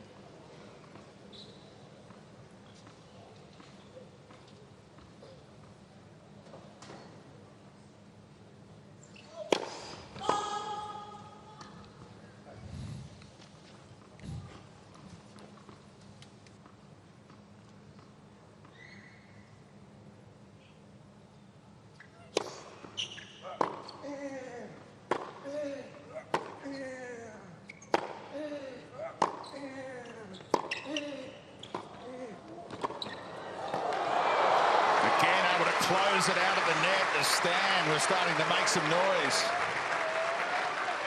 2-all.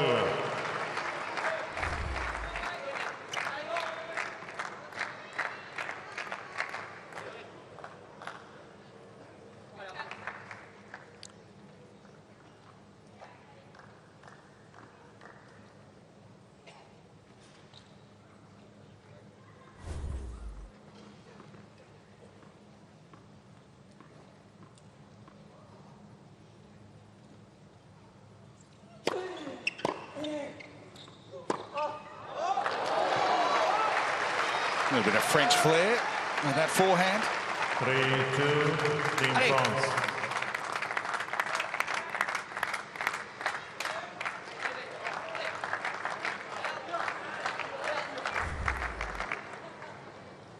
He's good when he gets a short reply, isn't he? He rarely loses from there.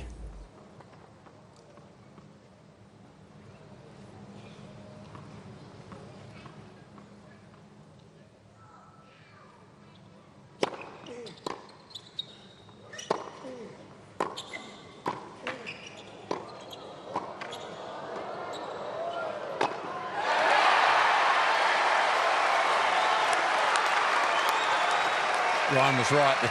The standards lifted. Points being won rather than lost.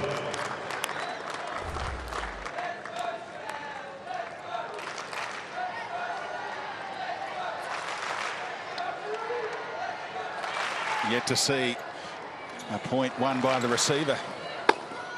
Serve dominating here, but the net game stood up for Stan on that occasion. Both players have been fantastic when they've been brought forward today.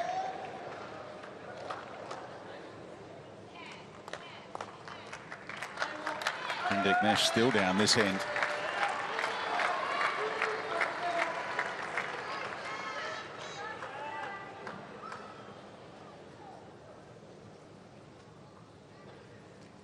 Nearly 2 hours on court for these two, so the chair umpire just letting them go about their work before turning on that serve clock.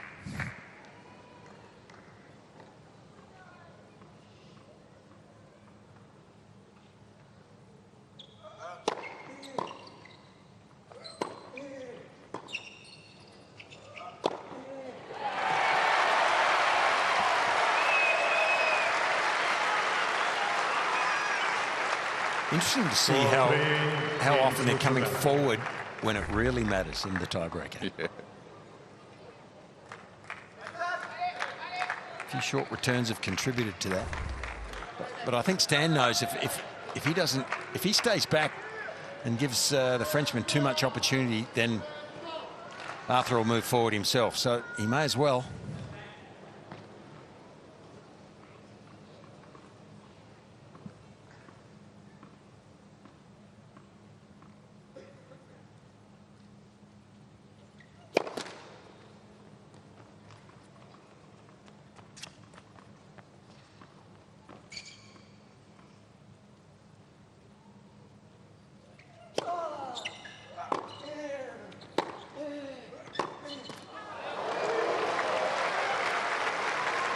Just clutch hitting by both men behind their serve.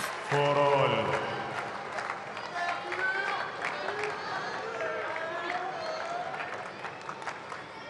Who can get that first mini break?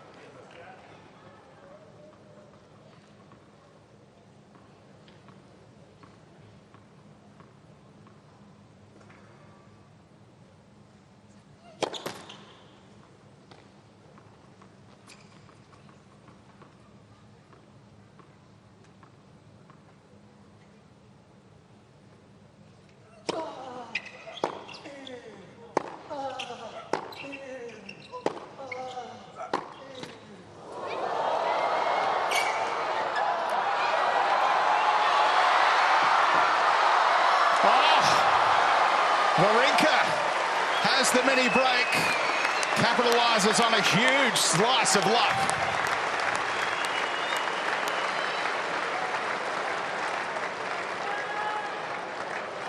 Well, it's true. He had some luck, but then he was good enough to take advantage of it. Great lob out of the air. For a moment, I thought Arthur might have made that. Yeah. Incredible racket work to fashion that shot.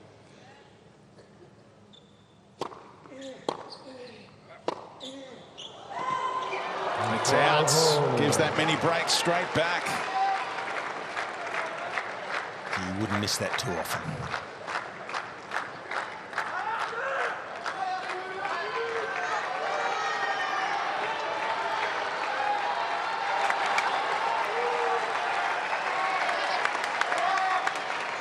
If he put that point away, he would have had 2 set points to level the match. Now the pressure is back on at 5-all. Let's. First up.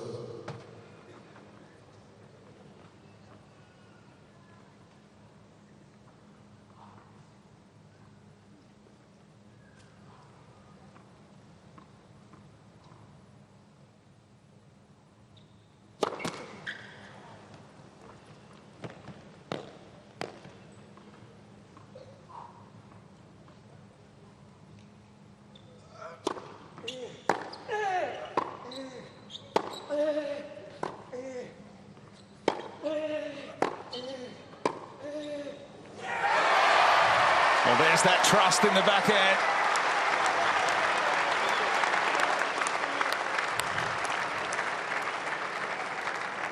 6-5, Team Switzerland.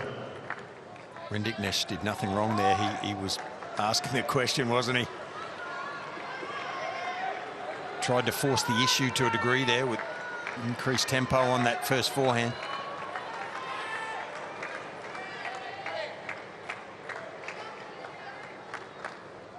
Set point for the Swiss.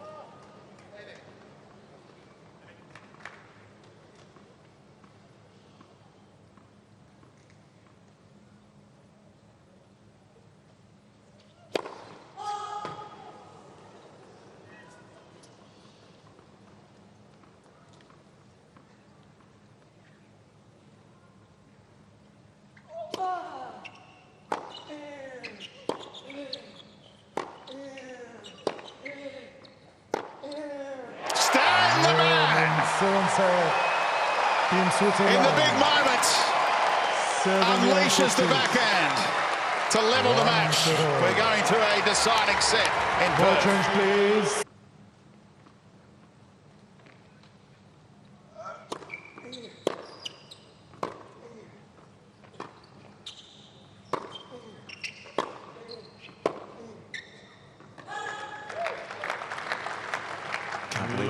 Can't believe they both remembered how to hit a ground stroke after 10 minutes. Gee.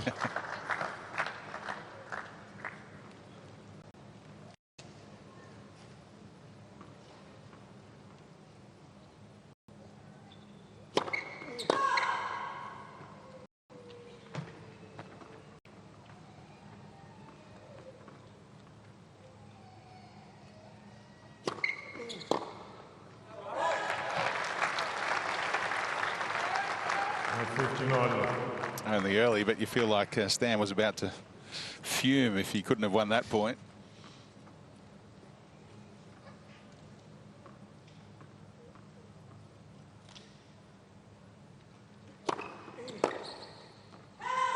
Tougher to control these balls too. They're brand new balls. It happens. The brand new ones after 25 games. It's the third change.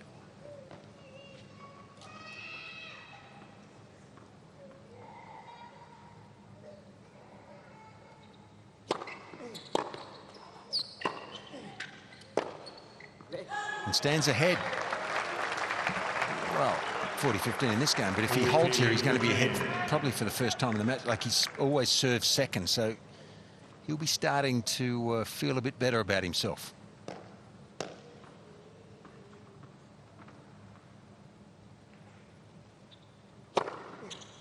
Yeah, 207 k's an hour. His fastest serve of the match comes to close out the first game of the third set.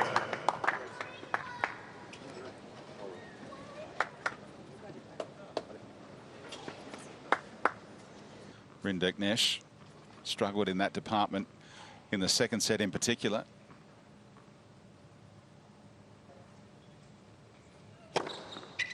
So that's a nice start in the third. It's the win predictor say now. Rinderknech was favoured at the start of the match, and it's edging towards that 50-50.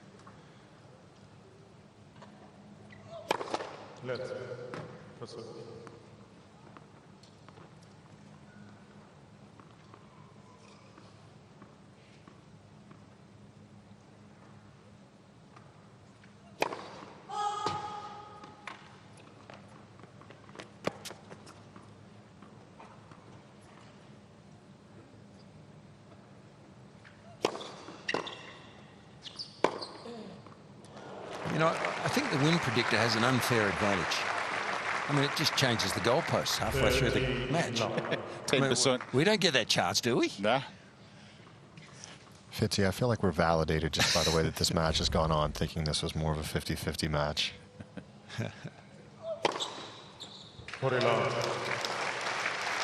Yeah, I think it is right now, especially, I think it's always a slight advantage if you're a good server, that you serve first, you get your nose in front.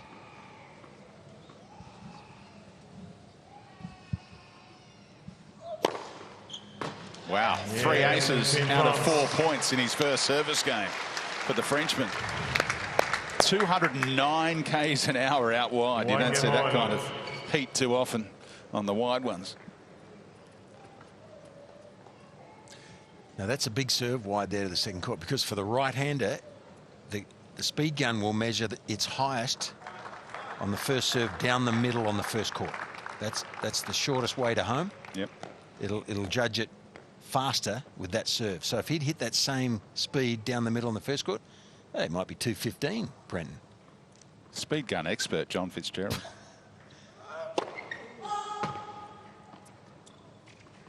Not bad for a guy who never registered on it.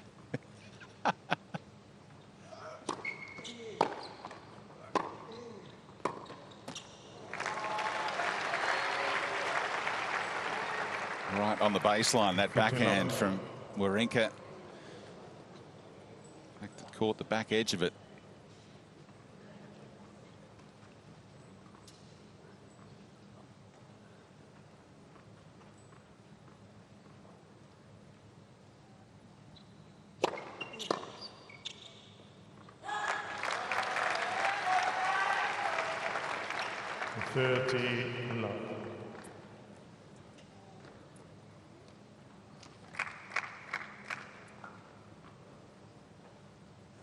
The other team in this Group C is Italy, an all-European group, and they're doing their scouting report right now.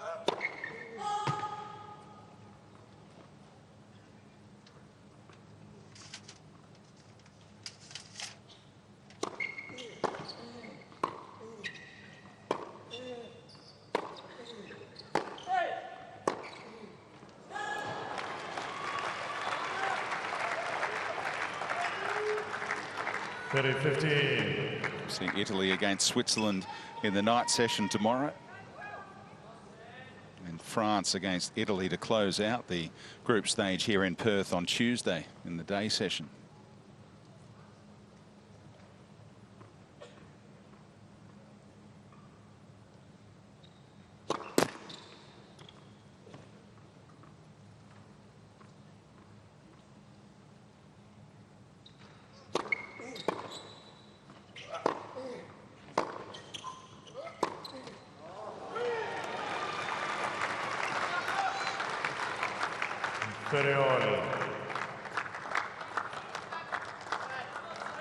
Pressure point coming up.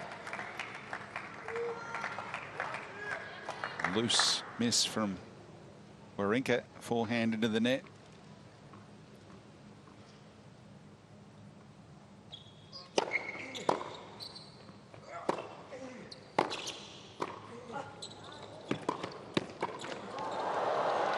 Yeah, I didn't like the approach there from Stan. Easy to say sitting up here, but I think he chose the wrong shot there. He just rolled his forehand straight into the Rinderknech, this one, and moves forward. That's hard to cover that next volley. He makes the first one, but it just puts him under pressure. Don't want to give an opponent a running forehand if you can help it. Break point.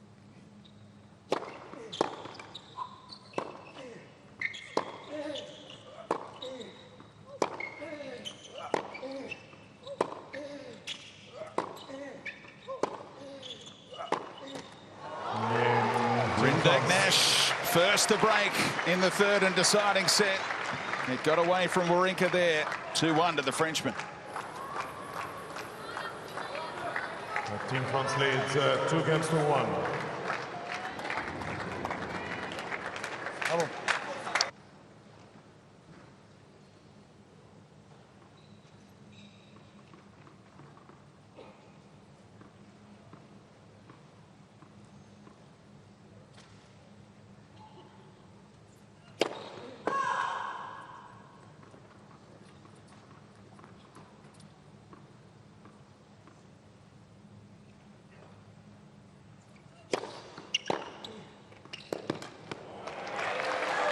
Stepped inside the baseline for the return that time.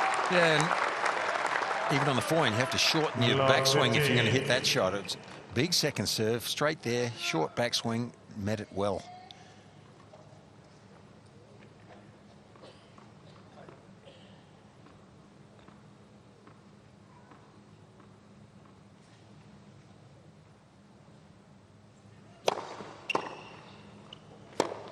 Effective there too. Maybe a little bit of luck there. I mean, it just sort of breezed over the net, didn't it? But it was certainly effective with the direction.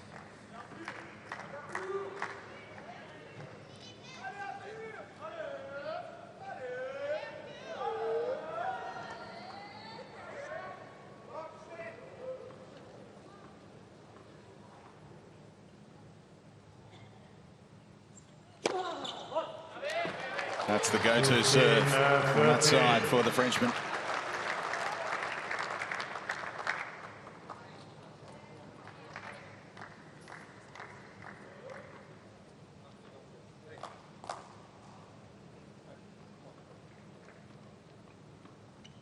Double the number of Wawrinka, 12 aces.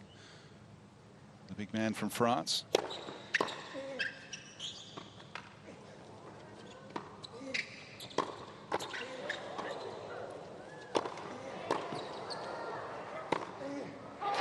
Here's the chance for the break back.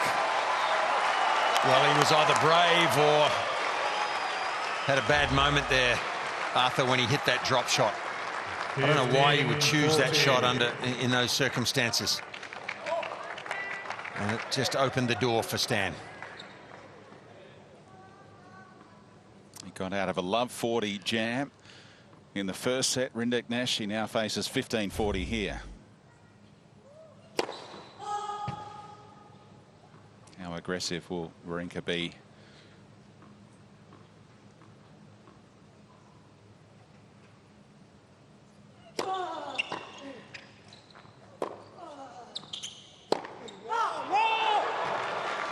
We'd set it up for the backhand. Yeah, I think he was just a little over anxious there to back himself. He was just a little bit, I think, off balance. Probably chose the wrong shot. It's easy in retrospect. You've got to make that decision in a split moment.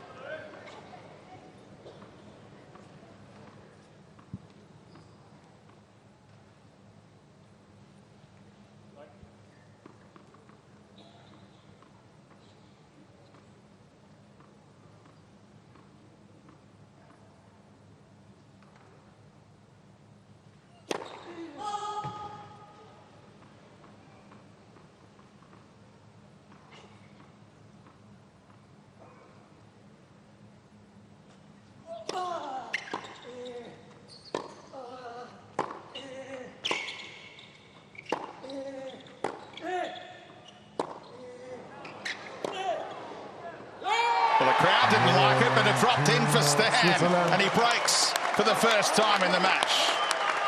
2-all in the third. Well, I think the crowd underestimated how much spin was on that backhand. They thought it was going out, but it had heavy topspin, dropped in. He returned better that game. Probably for the first time we've seen. When he chipped the ball back, he got it back into play with depth. That was the one that dropped in. Fitzy didn't miss a single return that game. The only one that he didn't get the return back in play was an ace. So it was incredible consistency on the return there, as you were calling for there in the second set. It's a funny old game, isn't it, tennis? One break of serve in the first two sets. Yeah, and the scoring system is so different and unique. But he hasn't, well, he had love 40 in that first set, didn't he? But his returning hasn't been good. All of a sudden he gets down a break in the third, pulls Switch it off. together. We thought that was an ace too. He was walking to the other side.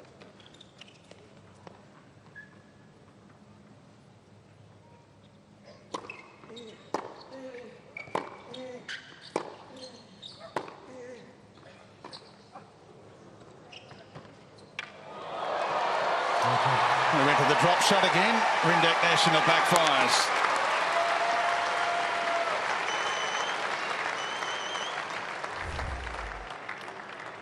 Love.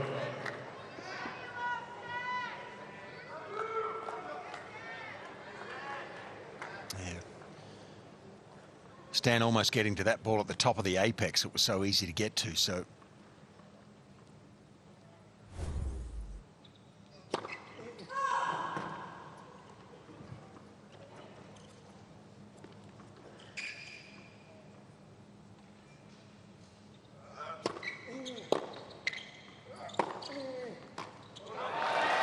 If you were captain of France, would you be saying park that drop shot to Arthur, or do you think he's trying to expose Wawrinka for the long game? I think you've got to allow him to play it. He's got some flair on it, and it's been working. The last couple, maybe not. And I think he chose the wrong one there. He was too deep in the court. He went down the line, which is a bit harder. He's been better when he's laid it off across court. So I wouldn't say shelve it, but make your choices. You really have to make them at the right time.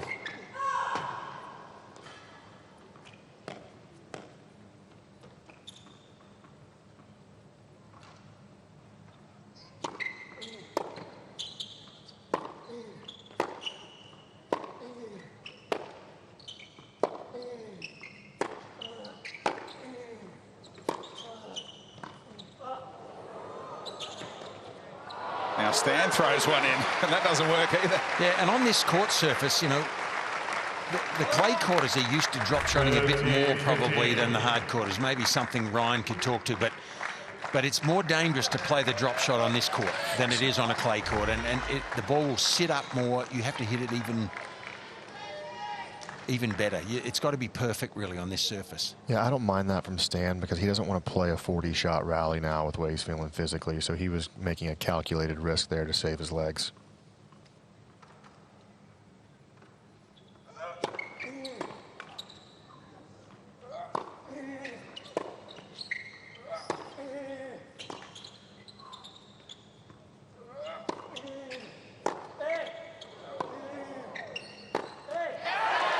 All the adjustments that he had to make in that point alone, Wawrinka.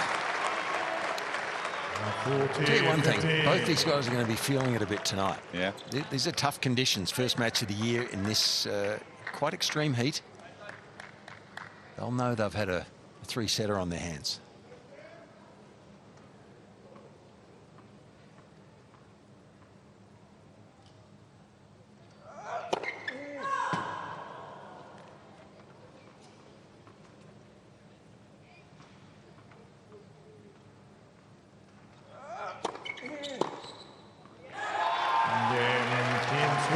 It's a hold for Wawrinka. Back on serve in this third set at 3-2.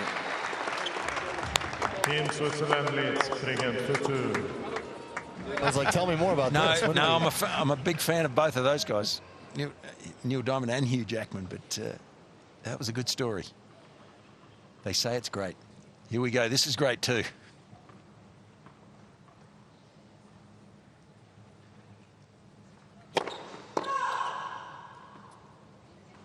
Waiting for more movie reviews from Fitzy.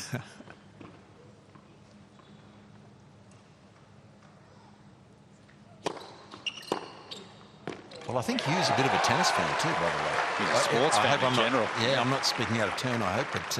Love 15. Yeah, likes his tennis, likes his sport. He's just been performing in New York. My mum and my sister saw him in New York recently.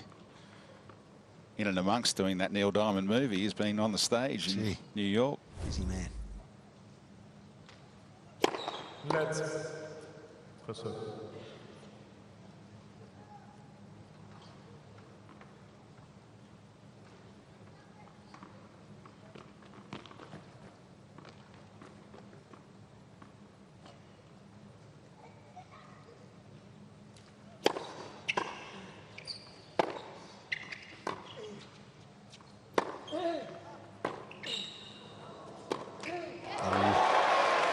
The extra ball. Yeah. And there's the tall man Love 13. having to deal with an awkward low one just over the net. Well, stranger things have happened, but from never breaking in the whole set to knocking on the door for 2 in a row. Big moment.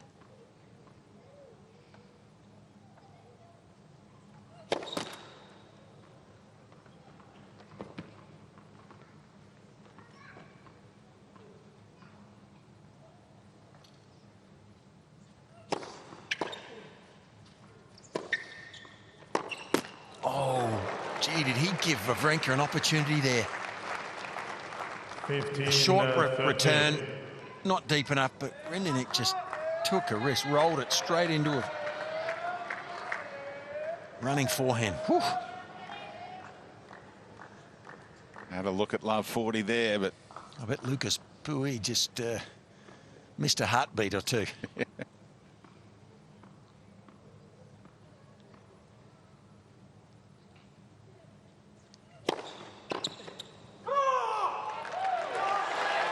that gets him back on the right kind of page. Lets it all out. Well, Lucas Pouille is very animated down here when there's a poor decision or shot making. His facial expressions show it. His coaching style is one of letting Arthur know exactly what he's feeling.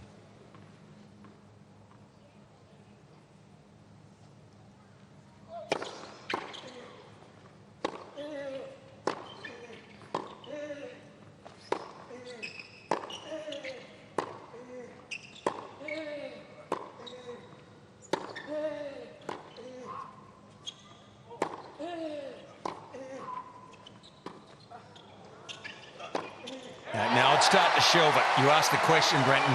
That was a poor drop shot. And a little bit of a sign of desperation, I think.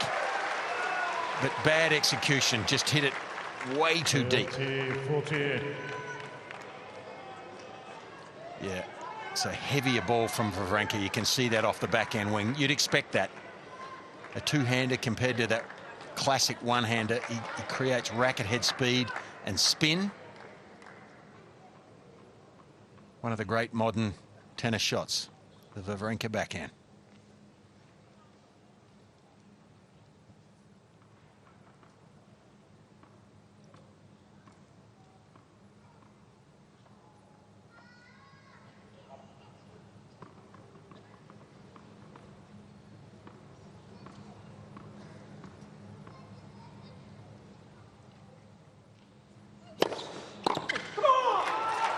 The pressure was on, and he hits his spot out wide to save the break points. It's been a break apiece so far in this third and deciding set. And Wawrinka had a look at another one there, but didn't stand a chance. 203 k's an hour out wide.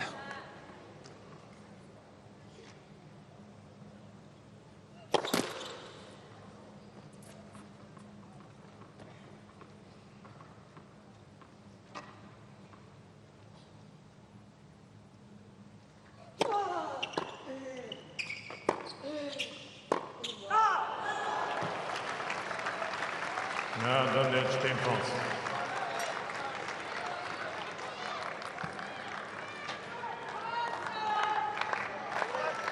And they're liking what they're seeing. And it's game point for the big man from France.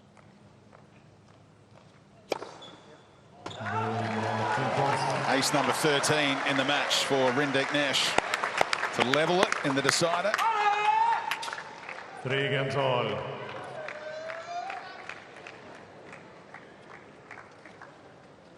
50-50 again. Yeah. That was a big opportunity there at love 30 with that look at the forehand passing shot. It would have set up love 40, and instead Rinderknech is able to find his first serve again, getting him out of trouble. Yeah, I think right now, before a point starts on Rinderknech's serve, his favourite. If he misses his first serve, he's probably not.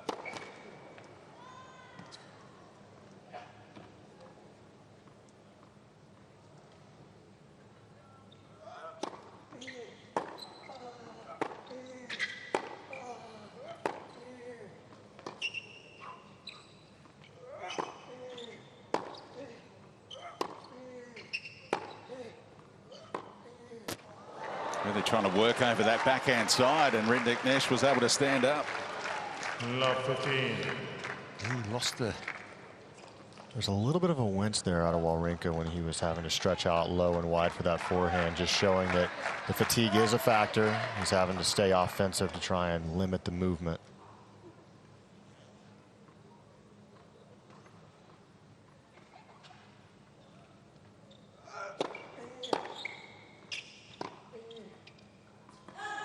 Yeah, he was a fraction sluggish there too.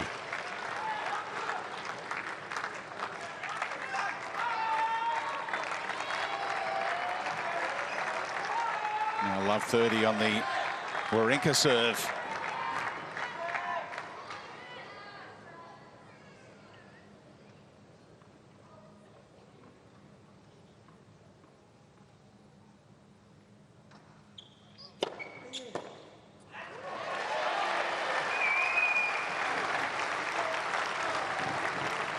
15-30. 191 k's an hour down the middle. Had some margin about that serve and got the free point he was after.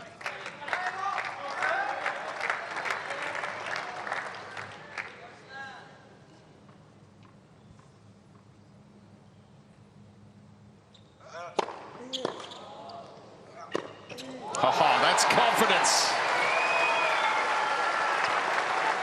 With a drive volley at this stage of the game. 30 all.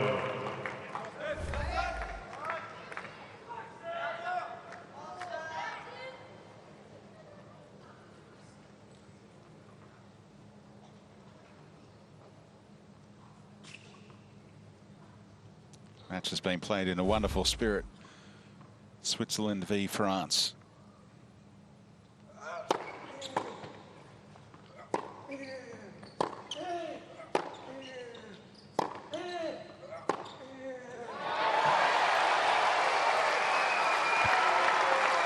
There's a nice rhythm about it, isn't there? 40-30.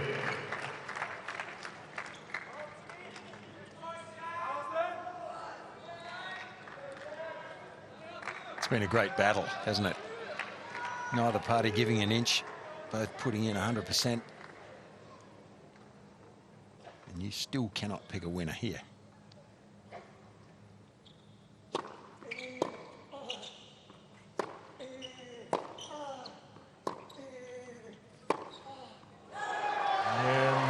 From love 30 down, 4 points in a row for Stan to hold and lead 4-3 on serve. Here today, being treated to a classic United Cup match.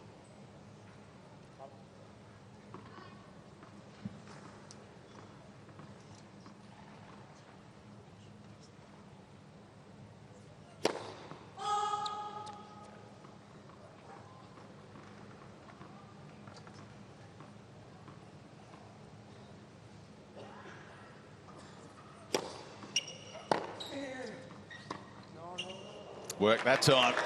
His opponent wrong-footed, and he's the first to 100 points won in this match, which is often a good indicator. And look at how clean the match has been for the first match of the year. Winners against unforced errors, both players in the positive. Good point.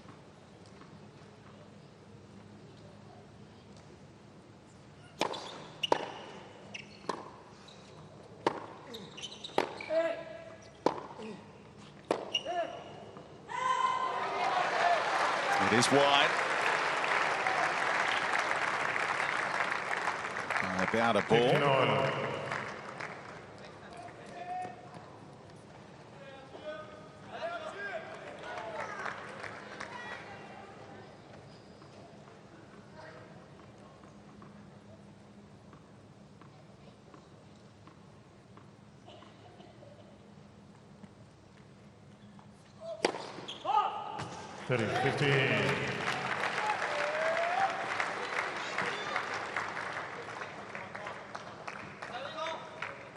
Even though he's playing catch-up in the score that counts, he leads 101 points, 1 to 94 in the match so far.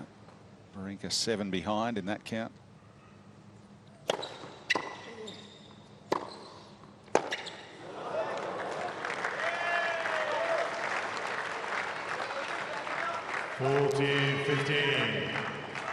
That unique scoring system you were touching on earlier. Sort of strange, isn't it? Yeah.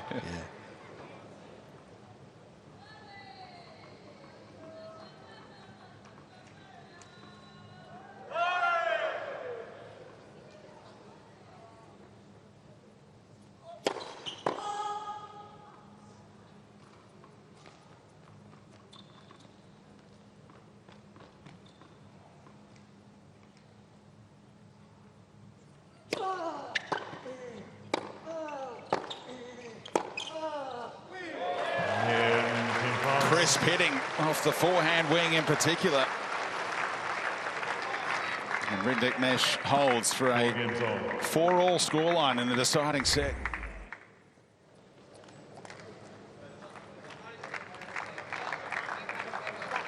Fourteen winners off that wing now throughout the match.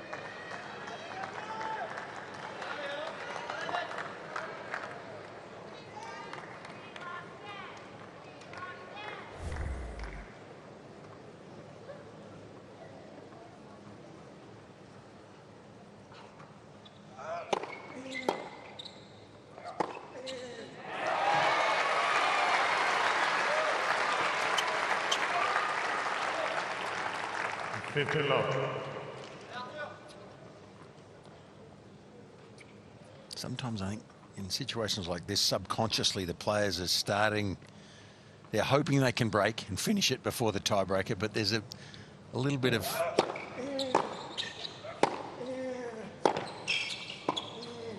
probably a great shot, probably a little bit of natural thought thinking about that tiebreaker already.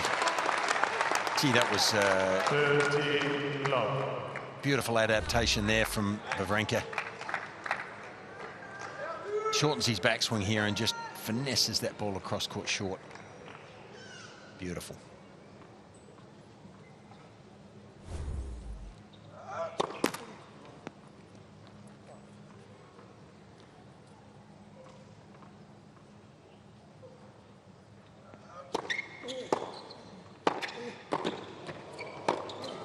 Oh, he charged the Frenchman, but the Swiss from the back of the court was elite.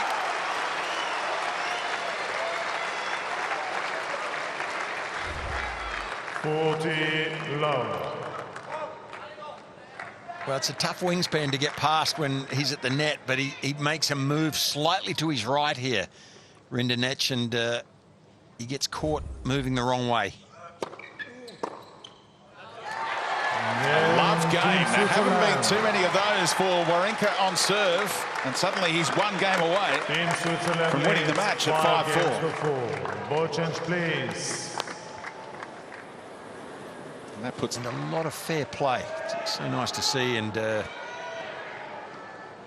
both players need credit for that. Here we go, new balls. That favours a big server like this.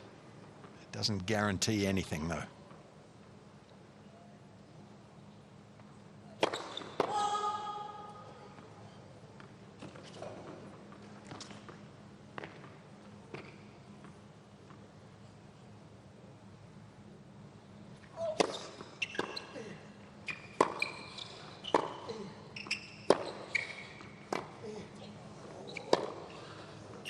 Yeah, he's having a little bit of trouble with that one when he moves forward. The ball's short. So if it's a low slice and stays low, short of the service line, the big guy is having a bit of trouble getting down low to control that next shot as he moves forward. An inch of daylight for Wawrinka here.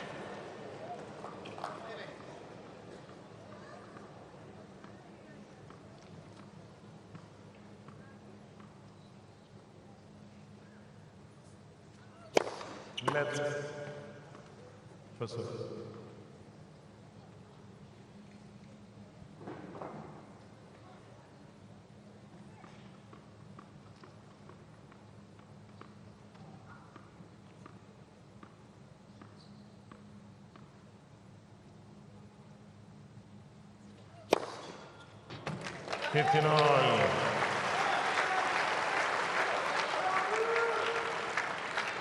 Ace number 15 in the match. Well clear of Wawrinka in that department, as we anticipated heading into this match.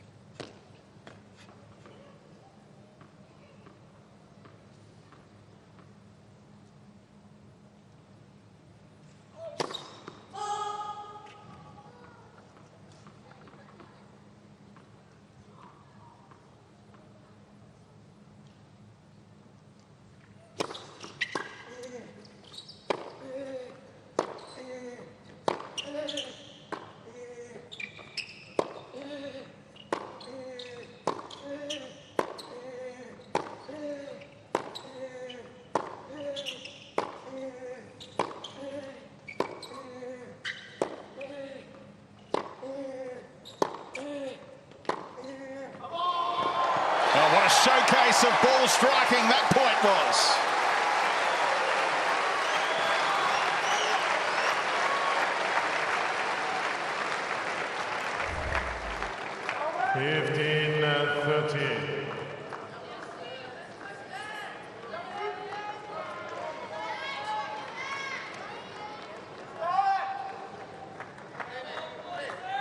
The crowd thought the point was over. He still got the racket on it, but he didn't stand a chance. Rinderknech, and Wawrinka is 2 points away now.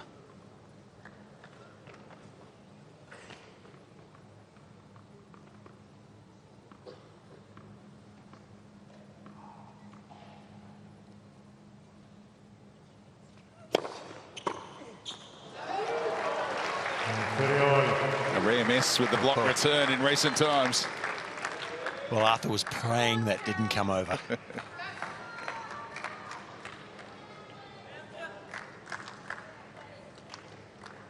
The big points keep on coming. 30 all.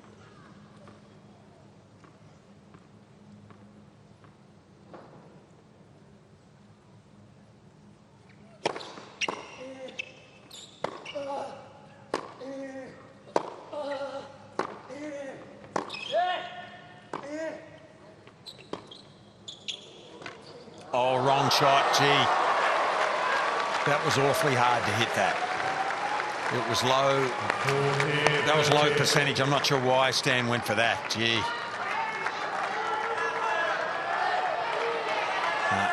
Little shake of the head, he knows it was a mistake.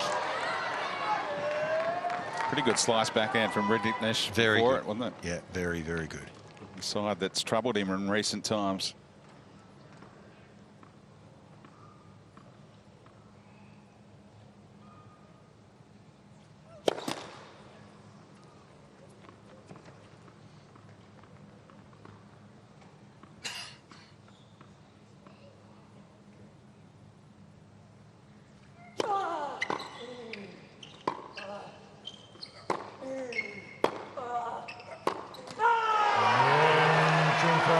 The biggest roar of the match so far from the Frenchman. From 15-30 down to hold for 5 all. Well, that's always an indication of how important those points were when you get a reaction like that. He was moments away from the possibility of losing there. Rinderknech, he held on well.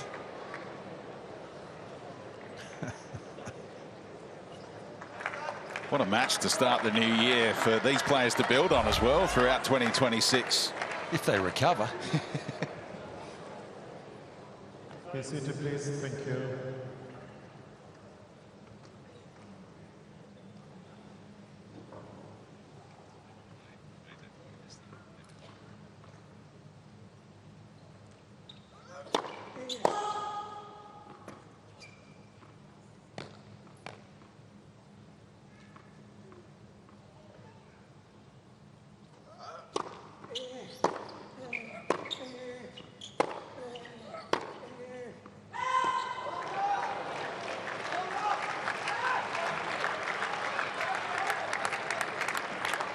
Love 15.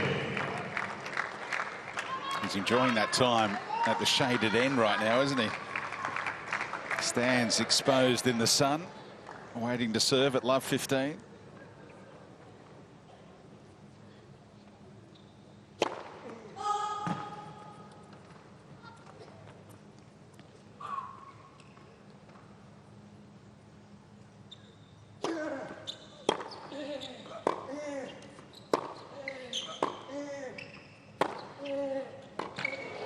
He clubbed that forehand and has love 30.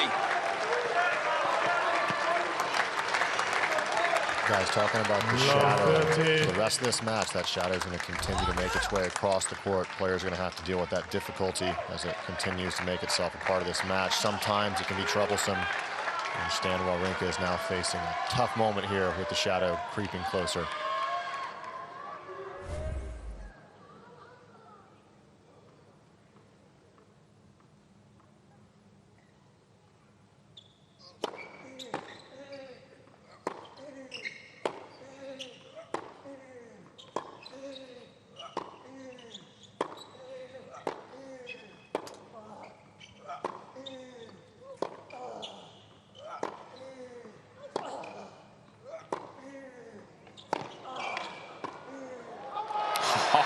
The applause from the opposition again. Clutch hitting under the pump. Well, he has incredible control. You can tell even by the last shot he hit that when the court was open, he didn't over-risk it. He had racket head speed the whole point. And when he finally opens the court up with this forehand, he just decelerates slightly and plays it with safety. Beautiful control. Just knows where the racket face is. Legendary backhand.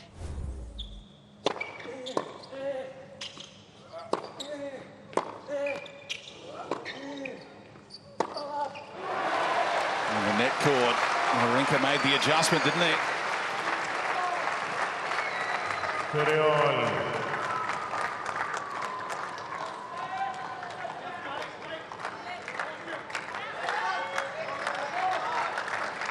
Closing in on 3 hours on court for these two men. First game, first match of the new year.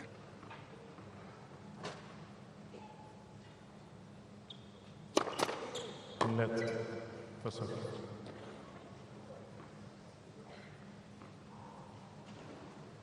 There can only be one winner.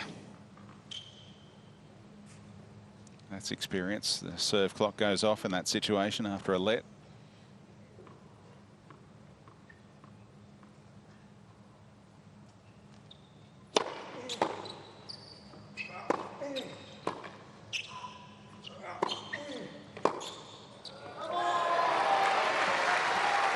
Wow, we've been vacillating for a while here. Tough to pick someone, isn't it? I mean, both with opportunities. It's turning into a bit of a classic. Absolutely.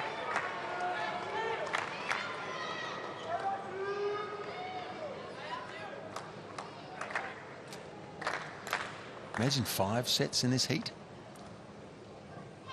Yeah. The Australian Open coming up. Best of 5 sets, of course.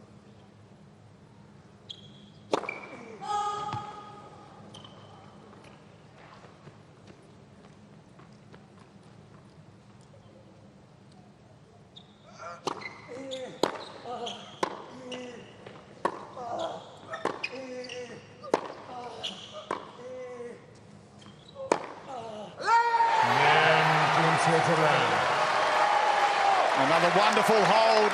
Wawrinka, 6-5 in the deciding set. Team Switzerland leads 6 games to 5.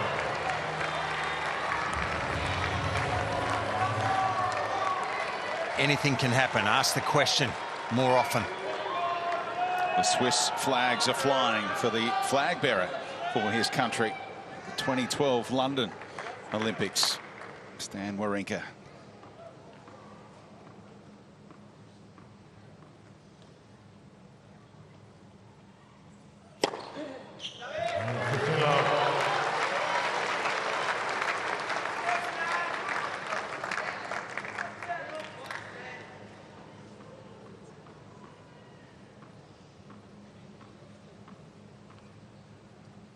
Pretty quick.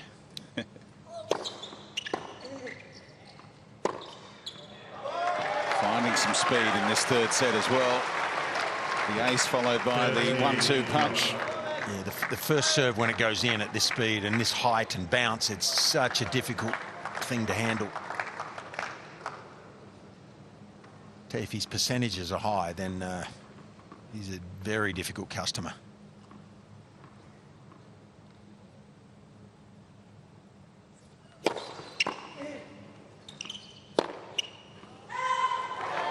Done well there to get the body serve back. Wawrinka gets a bonus point. 30-15. Well, when you're serving in this situation, you do not want to lead 30-love and let it get back to 30-all, because your heart rate becomes elevated instantly. So still danger here for the server. 40-15. Swinging away down the tee. Good luck getting a racket on that for anyone in world tennis. Almost unplayable. That's 9 aces in this set alone.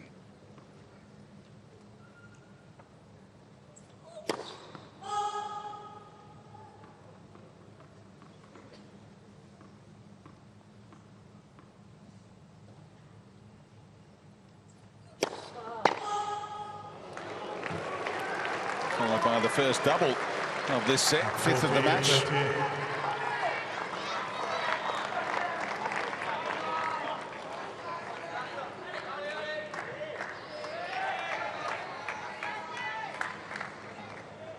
Which way to lean now on the first serve for Wawrinka? Well, I think the easier one for him to make is the one in the middle.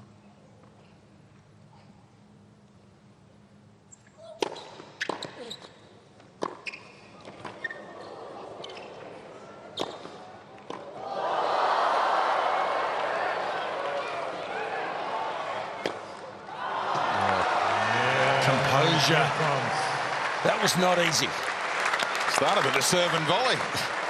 What a great defensive lob, and that does ask a question when you've got to wait for that to put it away. He was very composed.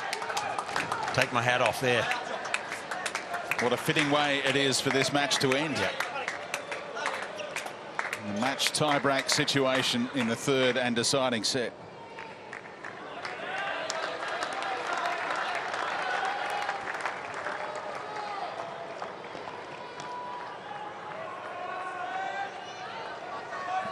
A race to 10 points in this match tiebreaker.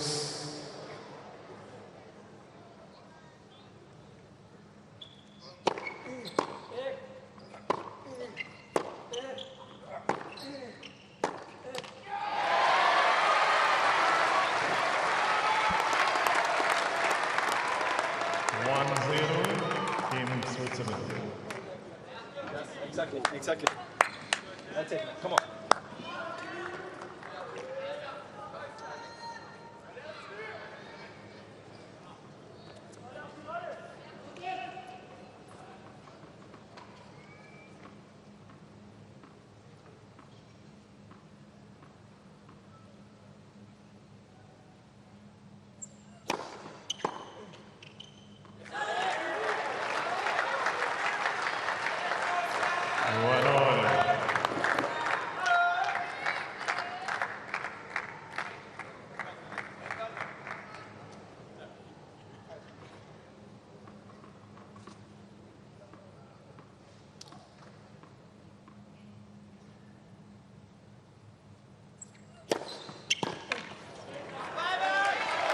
Took a long time to see a mini break in that second set tiebreaker, and the serve starts strongly here. Well, the big moments are the times you want to serve well. And that's almost unplayable, that one to the first court out wide there if he gets it in. That's like gold.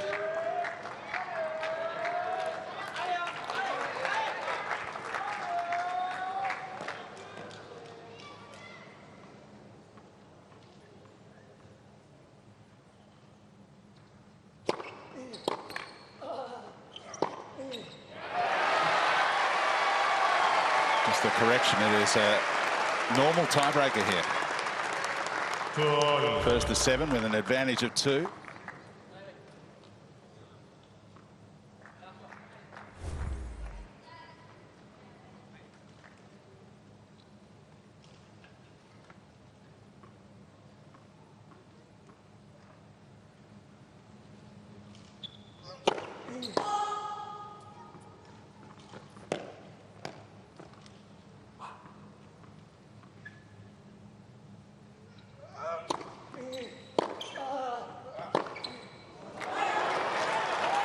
There's the first real mistake.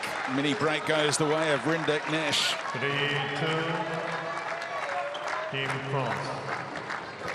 What a golden opportunity that's presented. It happens in the blink of an eye, but with a serve like this, you can, 2 quick ones here, puts him within striking distance.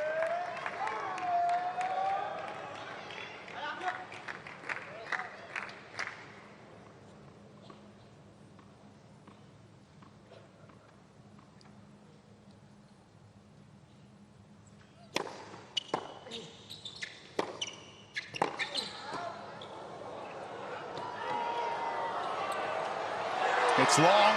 He did enough with the volley there, the Frenchman, and he turns with a 4-2 lead. 4-2. Well, he has shown composure in recent minutes, particularly with on big occasions. That backhand volley was controlled, executed with a lot of control there. It really was a great shot under pressure.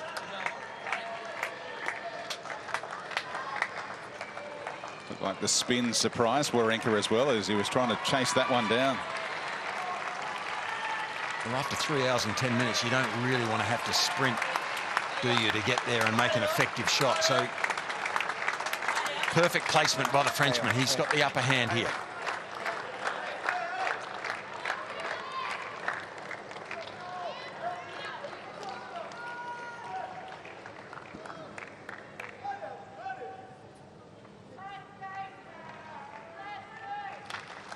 3 points away.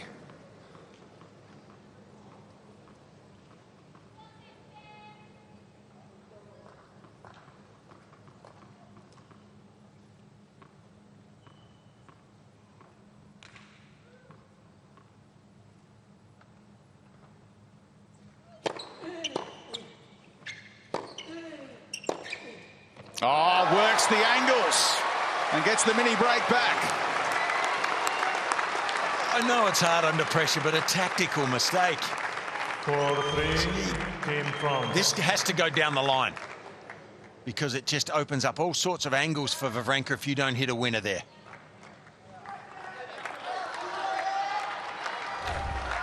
Maybe he just felt it was a higher percentage to make across court over the low part of the net, but it put him really at a disadvantage, that approach shot.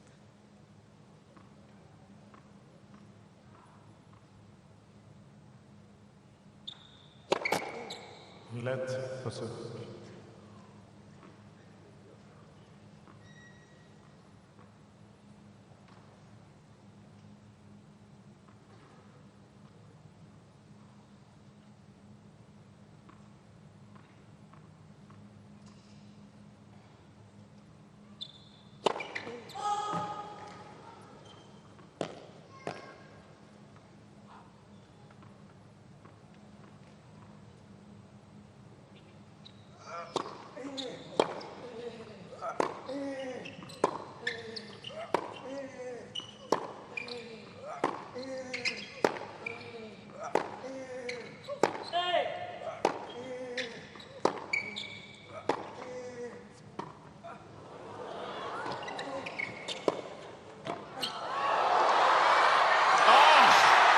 The feel at this stage of the match from Wawrinka.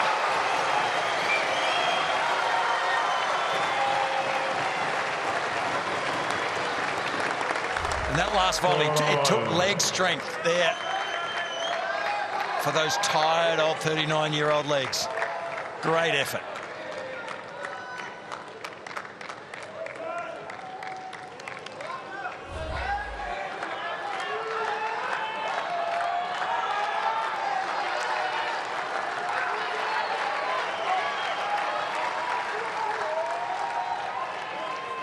Thank you, please. Has he had an extra birthday? He's 40? He's 40, okay. But he's not over the hill. Well, those legs are still standing him in good stead, and that's a big first serve when it matters. 5-4, Team Switzerland. My heart rate's up. Yeah. 3 points in a row since the change of ends.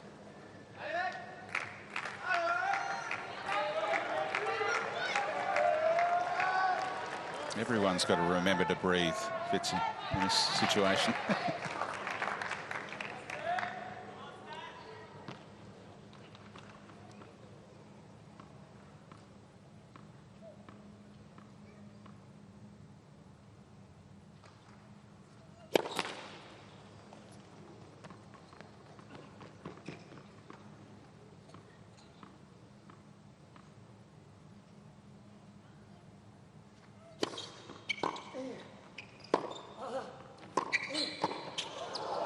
Oh, it's in.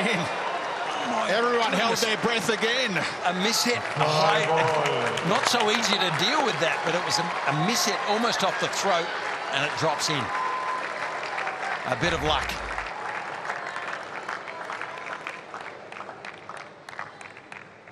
Right into the corner. I bet his heart was in his mouth there. Might have painted both of those lines.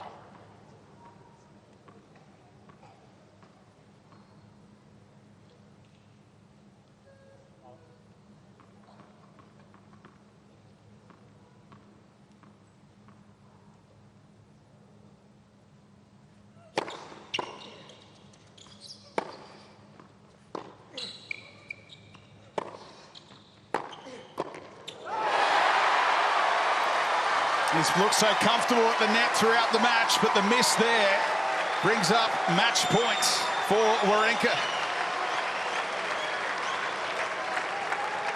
6-5, Team Switzerland. I felt sure he'd make that volley. I don't think he's missed one of those all match, really. And early in the point, Wawrinka just had to flick a forehand back, hoping. And maybe Rinderknech got a little passive.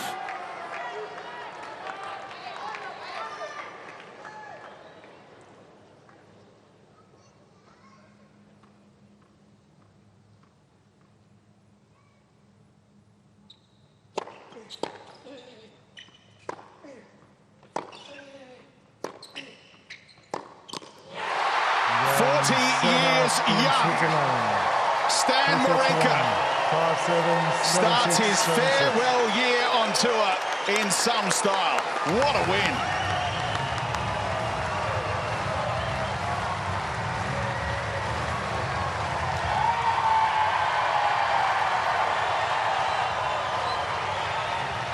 The playing captain has wrapped up the tie for Switzerland.